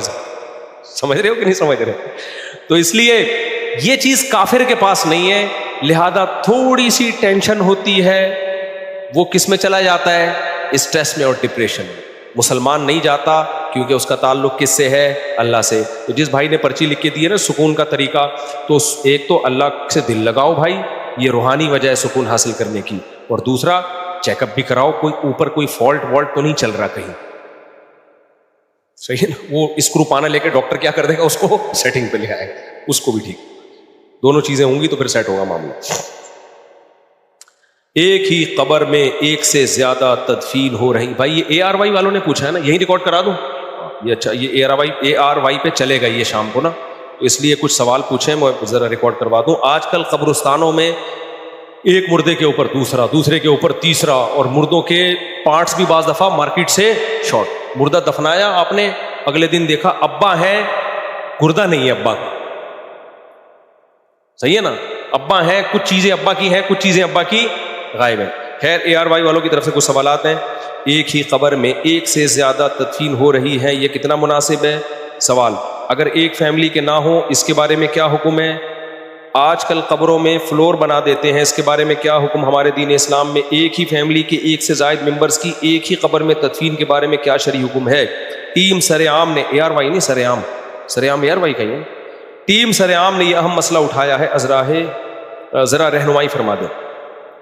دیکھو نبی صلی اللہ علیہ وسلم کی سیرت میں ہمیں یہ ملتا ہے جو آپ صلی اللہ علیہ وسلم کا عام معمول ہے، جو شریعت کا حکم ہے، جس میں میت کی اکرام بھی ہے کہ ہر میت کو الگ قبر میں غسل کفن دے کے بالکل قبلے کی طرف کروٹ کر کے اس کو لٹایا جائے۔ آج کل ایک یہ بھی مسئلہ ہے کہ صرف میت کا چہرہ قبلے کی طرف موڑ دیتے ہیں، یہ غلط ہے، پورا کروٹ کے بل اس کو قبلے کی طرف لٹانا چاہیے۔ سمجھتے ہو کہ نہیں سمجھتے؟ ایک مسئلہ تو یہ ہو گیا۔ دوسری بات یہ ہو گئی کہ ہر میت کو الگ قبر میں دفنانا لازم ہے، واجب ہے، یہ ہر میت کو الگ قبر میں دفنانا واجب ہے۔ مجبوری کے حکام الگ ہیں، وہ مجبوری کے حکام کیا ہیں وہ میں بتاتا ہوں۔ اب گورنمنٹ کہتی ہے یا قبرستان والے کہتے ہیں یہ اتنا قبرستان بھر گیا ہے، آبادی اتنی پھیل رہی ہے، چاروں طرف آبادی ہو گئی ہے، ہم جگہ بھی نہیں بڑھا سکتے، اور مجبوراً جب جگہ ہی نہیں ہے تو کیا کریں گے، پرانی قبر کھود کے ہی دفنائیں گے نا اس میں۔ تو اس کا حل یہ ہے کہ بھائی کراچی سے آپ حیدرآباد جاؤ، جگہ ہی جگہ ہے، اتنی بڑی بڑی جگہ ہیں، تو گورنمنٹ کیوں نہیں ان جگہوں کو، اگر وہ لوگوں کی ذاتی جگہ ہے تو خرید کے وقف کر دے۔ مردوں کو دفنانے کے انتظام یہ کس کے ذمے ہے؟ یہ بھی حکومت کے ذمے ہے نا۔ مینجمنٹ سے متعلق جو بھی کام ہوتے ہیں وہ گورنمنٹ کے ذمے ہوتے ہیں، تو گورنمنٹ کو چاہیے جگہ لے اور وہ وقف کر دے۔ بھائی یہ کس کے لیے؟ تاکہ لوگ اپنی میتوں کو شہر سے تھوڑا باہر لے جائیں، لیکن گورنمنٹ اس بارے میں کچھ کرتی نہیں ہے۔ اگر گورنمنٹ یہ نہیں کرتی تو لوگوں کو پرائیویٹلی یہ کام کر لینا چاہیے۔ ہمیشہ سے مسلمانوں میں ایسا ہوتا رہا ہے، مالدار لوگ جگہ خرید کے قبرستان کے لیے وقف کر دیتے ہیں، ساری زندگی آپ کے لیے ثواب کا ذریعہ ہے، میت کا اکرام ہو رہا ہے، اس کو الگ قبر مل رہی ہے، یہ بھی بہت بڑا ثواب ہے، بہت بڑا صدقہ جاریہ ہے۔ تو مالدار لوگوں کو چاہیے بھائی کراچی میں یا کراچی سے باہر تھوڑا سا نکل کے جگہ خریدیں، زمینیں خریدیں اور قبرستان کے لیے وقف کر دیں، تاکہ میت کی جس طرح ہمارے یہاں بے اکرامیاں ہو رہی ہیں، ایک قبر میں ابھی ایک میت کے جسم بھی کافی حد تک سلامت ہوتا ہے، اسی میں دوسرا رکھ دیا جاتا ہے، اسی میں تیسرا رکھ دیا جاتا ہے، پھر مرد اور عورت کی قبریں ایک ایک ساتھ بن رہی ہیں، جو غیرت کے بھی خلاف ہے، حمیت کے بھی خلاف ہے، تو یہ غلط طریقہ ہے۔ سمجھتے ہیں کہ نہیں سمجھتے؟ ہاں، جہاں مجبوری ہوگی، جب تک ایسا نہیں ہو رہا تو پھر غزوہ احد کی مثال ہمارے سامنے موجود ہے کہ رسول اللہ صلی اللہ علیہ وسلم نے شہدائے احد میں ایک قبر میں کئی شہداء کو دفنایا ہے۔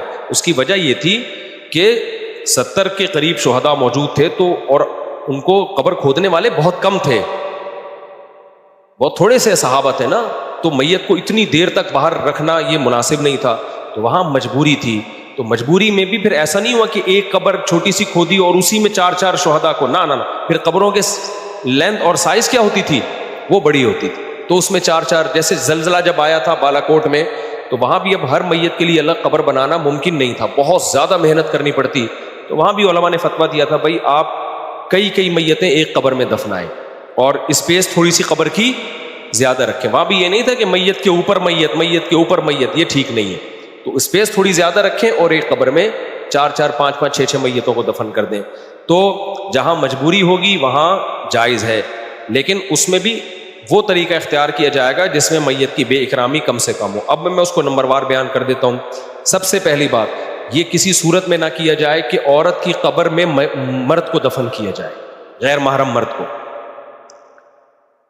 یا مرد کی قبر میں عورت کو دفن کیا جائے، یہ بھی بے اکرامی ہے، ٹھیک ہے۔ ادب کا تعلق حقائق سے نہیں ہوتا۔ لوگ کہتے ہیں بھائی مر کے مٹی ہو کے انہوں نے ختم ہی ہو جانا ہے، لیکن کوئی بھی عزت دار عورت یہ مرنے کے بعد بھی یہ گوارا نہیں کرے گی کہ میری قبر میں کسی غیر محرم مرد کو دفن کیا جائے۔ تو حتی الامکان اس کی کوشش کی جائے کہ مرد کی قبر میں غیر محرم عورت نہ ہو اور غیر محرم عورت کی قبر میں غیر محرم مرد نہ ہو، یعنی مردوں کو مردوں کے ساتھ اور عورتوں کو عورتوں کے ساتھ دفن۔ یہ مجبوری میں بتا رہا ہوں، نارملی تو وہ طریقہ ہے جو میں نے بھی آپ کو بتایا، گورنمنٹ زمینیں لے یا لوگ پرسنلی اپنے طور پر زمین خرید کے قبرستان کے لیے وقف کریں۔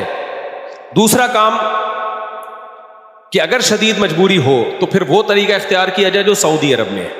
جنت البقیع میں وہ کیا کرتے ہیں کہ جب بہت زیادہ پرانی ہو جاتی ہے قبر اور میت کے بارے میں ہوتا ہے کہ اب اس کے گوشت گل چھڑ کے بالکل ختم ہو گیا، صرف ہڈیاں باقی رہ گئی ہیں، تو پھر جنت البقیع میں وہاں کی سعودی گورنمنٹ یہ کرتی ہے کہ اس قبر میں دوسری میت کو دفنایا جاتا ہے، یعنی ان کو ہڈیوں کو تھوڑا سائڈ پہ لگا دیا جائے اور دوسری میت کو رکھ دیا جائے۔ ابھی ایک میت پورے طور پر ختم، باڈی اس کی ختم نہیں ہوئی ہے، اور اسی میں دوسری میت کو ڈال دینا یہ ٹھیک عمل، بولو بھائی، نہیں، یہ ٹھیک عمل نہیں ہے. تو سعودیہ والا طریقہ اختیار کیا جائے. علماء نے یہ بھی بیان کیا ہے کہ 10 سال اگر گزر جائیں نارمل ٹیمپریچر والے علاقے میں، جیسے ہمارے یہاں گرمی ہوتی ہے، تو 10 سال کے بعد میت کا جسم بالکل ختم ہو چکا ہوتا ہے، تو مجبوری میں اسی قبر میں آپ دوسری میت کو دفنا سکتے ہیں، ہڈیوں کو سائڈ پہ کر کے دوسری میت کو دفنا دیا جائے. 10 سال میں عام طور پر ایسا ہوتا ہے. تو گورنمنٹ کو پہلی صورت کیا ہوئی؟ الگ جگہ لے. جب تک یہ نہیں ہو رہا تو پھر جو قبر 10 سال پرانی ہو چکی ہے اس کا انتخاب کیا جائے، نئی قبر جو نئی قبر ہے اس کا انتخاب نہ کیا جائے. تیسرا یہ کہ یہ بھی ممکن نہ ہو تو پھر پورشن بنانے کی بھی گنجائش، کہ اسی کے ساتھ دفن نہ کریں بلکہ اس قبر کے اوپر ایک دوسرا تختے رکھ کے ایک دوسرا پورشن بنا دیں، پھر تیسرا پورشن بنا دیں. یہ سب مجبوری در مجبوری کے احکام ہیں کہ ظاہر ہے میت کو کہاں لے کے جائیں، کہیں نہ کہیں تو اس کو ٹھکانے لگانا ہے نا، تو پھر ایسی مجبوری میں فلور بنا کے بھی دفنایا جا سکتا ہے. لیکن ہمارے ہاں ایسی مجبوریاں ہیں نہیں.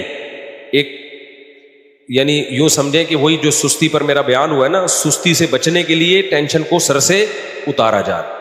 تو حتی الامکان پھر اس کی کوشش کی جائے کہ بھئی یہ یعنی جو قبریں پرانی ہو چکی ہیں ان میں دفن کیا جائے، اور اگر نئی قبر میں دفن کرنا ہے تو پھر اس میں پورشن بنا دیا جائے. تو مجبوری میں یہ جائز ہے، نارملی یہ جائز نہیں ہے. اچھا، فیملی کے بھی قبرستان ہوتے ہیں، سوال میں بھی یہ پوچھا گیا ہے. تو فیملی قبرستان میں بھی جاپان میں تو ایسا ہوتا ہے، جلا کے نا سارے کی بوتلیں ڈبے میں رکھی ہوئی ہوتی ہیں، دادی کی قبر ہے یہ، وہ جلایا ہوا ہوتا ہے. تو ہم ایسا تو نہیں کر سکتے. تو اب اگر کہیں گنجائش نہ ہو تو پھر مجبوراً یہ بھی اس کی بھی گنجائش ہے، فلور بنا دیا جائے فیملی کے لوگوں کے لیے. تو یہ اس فیملی کا ہے، یہاں یہ دفن ہوگا، اس کے اوپر یہ دفن ہوگا. لیکن یہ سب مجبوری کے حکام ہے، اور ہمارے پاس اسپیس کی کمی نہیں ہے. مجبوری تو جب ہوتی نا جب اسپیس نہ ہوتی. ہمارے پاس اتنی اسپیس پڑی ہوئی ہے یار، آپ ٹھٹھا چلے جاؤ، پورا راستہ خالی پڑا ہوا ہے. فیملی پلاننگ والے تو ڈراتے رہیں گے، بچے ہی بچے، او بھائی بہت زمین ابھی بہت بڑی ہے، زمین کا سینہ چھوٹا نہیں ہے. تو کراچی سے آپ حیدرآباد جائیں یا کراچی سے بلوچستان کی طرف جائیں، بہت بڑا علاقہ خالی پڑا ہوا ہے. پورا کراچی بھی تسلی کے ساتھ 6-6 فٹ کی قبریں ہر ایک کو مل سکتی ہیں، ابھی بڑے آرام سے مل سکتی ہیں. تو اس لیے یہ دعویٰ نہیں کرنا چاہیے کہ ہمارے پاس اسپیس نہیں. جو لوگوں کی زمینیں آپ کو خرید کے وقف کر دیں.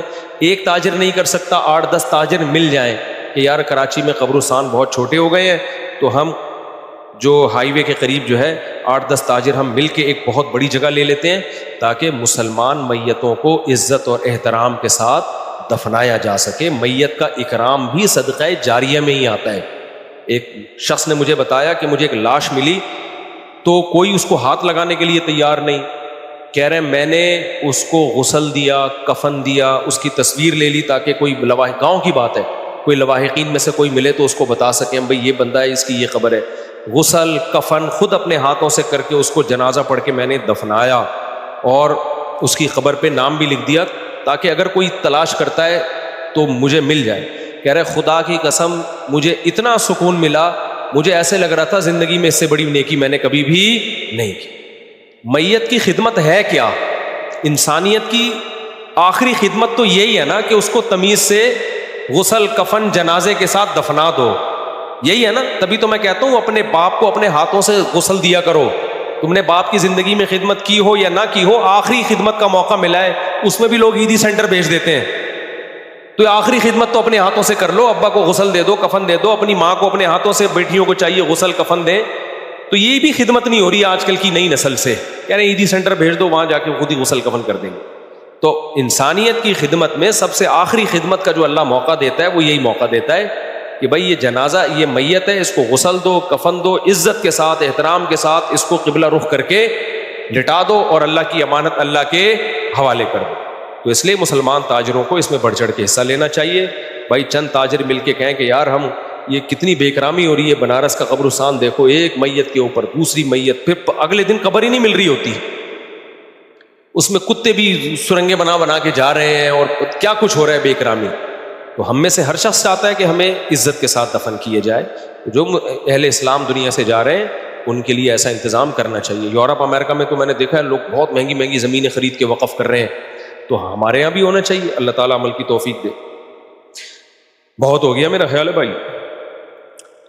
اس زمانے میں علماء حق کو دیندار کردار ادا کرنے کے فتنے کو عوام کو بتانا چاہیے. کون سا فتنہ بھائی؟ کون سا فتنہ ہے؟ بات اسلام عرض ہے کہ میری کہ کیا لکھا ہے یہ خندنخواہ میں ایک وقت ایک فتنہ سر اٹھایا ہے. گمراہ کر رہا ہے، کبھی تراویح کا مذاق اڑا رہا ہے، کبھی ابے نام لے لے کے میں لوگوں پہ نہیں رد کرتا. اس کے بارے میں ڈیٹیل بات میں بتائیں، پھر اس پہ بات کرتے ہیں انشاءاللہ. مفتی صاحب میرے والد صاحب کا ایکسیڈنٹ ہو گیا ہے، ٹانگ کی دونوں ہڈیاں ٹوٹ گئی ہیں، اللہ تعالیٰ صحت عطا فرمائے. دل سے دعا ہے بھائی. مفتی صاحب آپ نے بتایا تھا کہ صبح صادق نقشے کے اوقات سے 15 سے 20 منٹ بعد شروع ہوتی ہے، تو 15 منٹ والے پر عمل کیا جائے یا 20 منٹ والے پر؟ کیونکہ کچھ عشاء کی دیکھو جو صبح صادق ہے نا، اس میں علماء کا اختلاف ہے، ماہر فلکیات کا بھی اختلاف ہے. ہمارے شیخ مفتی رشید احمد صاحب کے نزدیک 15 ڈگری پہ شروع ہو جاتی ہے، تو جو موجودہ نقشے ان سے 15-20 منٹ بعد. تو اب جس کو جس رائے پر عمل کرنا ہے کر لے. میں تو چونکہ اس رائے پر عمل کرتا ہوں، تو پھر اپلیکیشن میں وہ والا ٹائم بھی ہے. نارتھ امریکہ آپ سلیکٹ کریں گے نا بھائی، نمازوں کی ٹائمنگ جب آپ ڈالیں گے موبائل کی ایپ میں، تو وہ آپ سے پوچھتا ہے کہ کون سی یونیورسٹی کی ریسرچ کو آپ فالو کرنا چاہتے ہیں. تو اس میں نارتھ امریکہ ڈالیں آپ، تو نارتھ امریکہ والی جو ریسرچ ہے وہ مفتی رشید احمد صاحب کے نقشے کے مطابق ہے. سمجھتے ہو کہ نہیں سمجھتے؟ وہ بالکل اسی کے مطابق صبح صادق ہے، یعنی ہماری رائے میں وہ صحیح ٹائم ہے. تو اگر کسی نے اس پر عمل کرنا ہے تو وہ موبائل میں وہ یہ والا میتھڈ آف کیلکولیشن جو ہے نا یہ سلیکٹ کر لے. لیکن اگر کسی کو اطمینان نہیں ہے تو وہ اسی پہ چلتا رہے، جمہور کا جو طریقہ ہے. کیونکہ ہمارے نزدیک صبح صادق کا ٹائم تھوڑا 10 منٹ بعد تک بھی کھا سکتے ہیں آپ، ٹھیک ہے نا. تو جس کو اطمینان ہے ٹکائیے، نہیں تو پھر جو احتیاط والی رائے ہے وہ جمہور ہی کی رائے ہے، جو جیسے چل رہا ہے انسان کے بچوں کی طرح ویسے ہی چلتا رہے. تو عشاء میں بھی ایسے ہی ہے. عشاء میں صاحبین کے نزدیک عشاء کا وقت جلدی شروع ہو جاتا ہے موجودہ نقشوں سے. امام ابو حنیفہ کے نزدیک تھوڑا دیر سے شروع ہوتا ہے. تو موجودہ نقشے امام ابو حنیفہ کے ٹائم کے مطابق ہیں. لیکن فقہ حنفی میں اس قول میں امام ابو حنیفہ کے قول پہ فتویٰ نہیں ہے، فتویٰ صاحبین کے قول پر ہے. سمجھتے ہو؟ احتیاطاً امام صاحب کا قول رائج ہے ہمارے یہاں، لیکن جو دلیل کے لحاظ سے مضبوط قول ہے اور جس پہ فقہ حنفی میں فتویٰ ہے وہ صاحبین کا قول ہے. تو وہ بھی نارتھ امریکہ والے میں وہ والا قول، تو وہ موجودہ ٹائم سے 10-15 منٹ پہلے عشاء کا ٹائم شروع ہو جاتا ہے اس ٹائم کے مطابق. اللہ جی پھر ملیں گے انشاءاللہ. اچھا میرے بھائی، میرے والد صاحب چھوٹی چھوٹی بات پر غصہ کرتے ہیں، غصہ بھی اونچی آواز سے کرتے ہیں. بھائی ابا کو کچھ نہیں سمجھایا جا سکتا، ابا کی برداشتی کرنی ہے. شادی کر کے الگ رہنا شروع کر دو، کبھی کبھی آیا اور ڈانٹ کھا کے واپس چلے جایا کرو. جب ساتھ رہتا ہے آدمی تو مسائل کھڑے ہوتے ہیں نا، ساتھ رہتا ہے آدمی تو مسائل ہوتے ہیں. تو اسی وجہ سے اللہ نے کہا بالغ ہونے کے بعد شادی کرو، الگ رہو. آؤ ڈانٹ کھائی واپس چلے گئے، پارسل کر دی ڈانٹ. پھر بیگم کو ڈانٹ پارسل کی، وہ بچوں کو پارسل کرے گی. اس طرح سے مینجمنٹ ہو جاتی ہے. کنوارا آدمی گھر میں ڈانٹ کھا کے نکالے گا کس پہ؟ وہ ابا پہ اللہ نکالنے نہیں دے رہے ڈانٹ، اماں پہ اللہ تعالیٰ نہیں نکالنے دے رہے، تو گھر باہر آ کے دوستوں سے لڑے گا تو دوست اینٹ کا جواب پتھر سے دیتے ہیں. اس لیے ہم کہتے ہیں جلدی شادی کر کے اپنا الگ گھر بساؤ اور پھر ابا سے روزانہ ملنے کے لیے آؤ. اچھے موڈ ایسے ٹائم پہ آؤ جب موڈ اچھا ہوتا ہے، تو نوبت ہی نہیں آئے گی. پھر بھی غصہ آیا برداشت کرو، وہ برداشت کرنا آسان ہوگا. ڈانٹ کھائی ثواب سمجھ کے، یہ سوچ کے میں نے جتنی زندگی میں بدماشیاں کی ہیں اللہ اس ڈانٹ کے بدلے میں کیا کرے گا؟ معاف کرے گا. تسلی ہوئی، اس کے بعد نکل دیے واپس. تو ہر مسئلے کا حل شادی میں اللہ نے رکھا ہوا ہے. جوائنٹ فیملیوں میں جو مسائل ہوتے ہیں، میں کہتا ہوں شادی کر کے الگ ہو جاؤ. لڑکیاں کہتی ہیں میری اماں میرے ساتھ ایسا سلوک کرتی ہے، میری اماں مجھے چاہیں. بھائی تو شادی کر، اپنے گھر بسا یار، اپنے شوہر کے ساتھ زندگی گزار، بچوں کے ساتھ زندگی گزار. بھائیوں میں لڑائی ہو رہی ہیں، اب الگ ہو جا بھائی. کیونکہ یہ خونی رشتے ہوتے ہیں، ان میں جب لڑائی ہوتی ہے اس لڑائی کا کوئی حل کسی کے پاس نہیں ہوتا. حل یہی ہوتا ہے الگ ہو جاؤ. اب الگ ہو کے اکیلا وسیم کے ساتھ زندگی گزارے گا کیا، یا غفار کے ساتھ؟ انگریز ہوگا تو گزار لے گا، ہم تو مسلمان ہیں بھائی. کیا خیال ہے؟ ہمیں تو پھر بیوی چاہیے ہوتی ہے نا. تو پھر وہی حل ہے کہ جلدی سے شادی کرو، کماؤ، شادی کرو، الگ ہو جاؤ. پھر ابا سے روزانہ ملو، پھر ڈانٹ برداشت ہو جائے، اماں کی بھی ابا کی بھی. ساتھ رہتے ہوئے ڈانٹ، کیونکہ بعض ابا بعض اماں ہر وقت ڈانٹتے ہی رہتے ہیں. اس سے انسان ڈپریشن میں جا کے ایک دن دھماکے کے ساتھ ہلاک ہو جاتا ہے. تو وہ حل نہیں ہے پھر. محمد صاحب طارق مصطفیٰ، بس آخری سوال، بہت زیادہ ہو گئے بھائی سوالات. کیا طالب علم کے زمانے میں شادی کرنا ٹھیک ہے؟ ٹھیک ہے بالکل، رشتہ مل جائے تو کرو، ورنہ دیتا نہیں ہے کوئی. اگلا بولے کہ تمہاری جیب میں کچھ ہے ہی نہیں، تو خالی ترغیبوں سے تھوڑی کام کرتے، اگلی پارٹی راضی بھی ہونا. کرنا تو جائز ہے، ثواب ہے بلکہ، لیکن اگلا دے گا نہیں آپ کو، صحیح ہے نا. مفتی طارق مسعود، آخری سوال. گزارش ہے، بچی نے کورٹ سے خلا شوہر کی رضامندی سے لیا ہے. جج نے جب شوہر سے خلا سے پہلے پوچھا تو شوہر نے اس بات میں سر ہلایا اور جج نے خلا پر دستخط کر دیے. اب 2 سال کے بعد سابق شوہر کہتے ہیں میری کوئی طلاق نہیں ہوئی قرآن و حدیث کی روشنی میں. دیکھو، اگر جج نے مرد سے پوچھا کہ تم اس خلا پہ راضی ہو، شوہر نے کہہ دیا ہاں، یا شوہر نے کہہ دیا یوں بھی کر دیا، تو رضامندی ہو گئی. اب جج کے سائن کرنے سے نکاح ختم ہو جائے گا، کیونکہ شوہر اس پہ کیا تھا. اسلام میں رضا کے لیے دستخط ضروری نہیں ہے. جیسے دیکھو، جب میاں بیوی میں شادی ہو رہی ہو نا، قاضی نے شوہر سے پوچھا کیا میں نے فلانی کا نکاح تم سے کیا، کیا تم نے قبول کیا؟ اگر وہ کہے تو بھی نکاح ہو گیا. اسلام نے بہت آسان رکھا ہے. وہ تو ہم منہ سے قبولواتے اس لیے کہ مکر نہ جائے کم وقت، اس لیے ہم کہتے ہیں منہ سے پھوٹ کے قبول ہے. ٹھیک ہے نا، ورنہ یوں بھی کر دیا تو کیا ہے، کوئی بھی ایسا اشارہ کر دیا جس سے لگے کہ راضی ہے، ہاں بھائی ٹھیک. اگر ایسے بھی کر دیا نا جانے دے تو بھی نکاح ہو جائے گا. کوئی بھی ایسا اشارہ دے دیا اسی وقت، 1 گھنٹے بعد دے رہا ہے اشارہ، پھر نہیں ہوگا. 1 گھنٹے بعد تو اگر قبولے بھی بول رہا ہے پھر نہیں. جب ایجاب ہو اسی مجلس میں اسی وقت کیا کرے گا وہ؟ قبول. تو جج نے جب اس سے پوچھا کہ تمہیں یہ خلا قبول ہے، یہ راضی ہو، اس نے کہہ دیا ہاں، اور اسی وقت پھر جج نے سائن کر دیے تو فوراً خلا ہو گیا. اگر جج نے اس وقت پوچھا اور اس وقت تو اس نے کچھ جواب نہیں دیا، 4 گھنٹے کے بعد جا کے کہہ رہے ہیں ٹھیک ہے، پھر نہیں ہوگا. سمجھ رہے ہو؟ یا اس وقت تو کہہ دیا ہاں، بعد میں آ کے کہہ رہے ہیں نہیں، اب بھی نہیں ہو. جو ہونا تھا وہ ہو گیا. تو اسلام میں نا یہ عقود کی بڑی ویلیو ہے، اسی وقت آپ کو فیصلہ کرنا پڑتا ہے. تو اب جج نے اگر یا کیا پوچھا تھا وہ مجھے معلوم ہے، تو جب باقاعدہ فتویٰ کوئی سوال پراپر لکھ کے بھیجے گا تو ہم بتائیں گے. لیکن اگر جج نے پوچھا اور آپ نے کہا مجھے قبول ہے یہ خلا، تو پھر ہو گیا. بعد السلام عرض ہے کہ میں نے طلاق کے کاغذات وکیل سے بنوائے تھے، لیکن وہ کاغذات میری بیوی تک نہیں پہنچے. میں نے اب ارادہ بدل دیا ہے، اب طلاق نہیں دینا چاہتا. ہماری صلح ہو گئی ہے. پھر سے دہراتا ہوں کہ میں نے صرف طلاق کے کاغذات بنوائے تھے اور لڑکی تک پہنچے نہیں. اب میرا ارادہ بدل گیا تو طلاق واقع ہو گئی. طلاق کے کاغذات میں کیا بنوایا تھا؟ اگر اس میں یہ الفاظ لکھوائے تھے کہ میں اپنی بیوی کو طلاق دیتا ہوں، طلاق دیتا ہوں، طلاق دیتا ہوں، یہ وکیل سے کہہ کے الفاظ آپ نے لکھوا دیے تھے، تو لکھتے ہی طلاق واقع ہو گئی ہے. اس کا بیوی تک پہنچنا ضروری بولو نہیں. اور اگر کاغذات بنوانے سے کچھ اور مراد ہے صرف، یعنی یہ ابھی الفاظ لکھے نہیں تھے، بعض دفعہ یہ ہوتا ہے بھائی کاغذ بنا کے رکھو اور صرف ایک ڈاکومنٹ بنے، ابھی ہے نہیں، تاکہ ہم پھر سوچیں گے کہ یہ آگے دینی ہے کہ نہیں دینی. ایسی کوئی سچویشن تھی تو دوبارہ سوال بھیجے. تو بہتر یہ کہ وہ ڈاکومنٹ اور پورا استفتاء لکھ کے جمع کرا دیں، اس کے بعد پتہ چلے گا. لیکن طلاق کا اس سے کوئی تعلق نہیں ہے کہ بیوی تک کاغذ پہنچے یا نہ پہنچے. اس سے کوئی، جب زبان سے دے دی یا لکھ کے دے دی یا لکھی ہوئی چیز پہ سائن کر دیے، تینوں صورتوں میں ڈیورس واقع ہو جاتی ہے.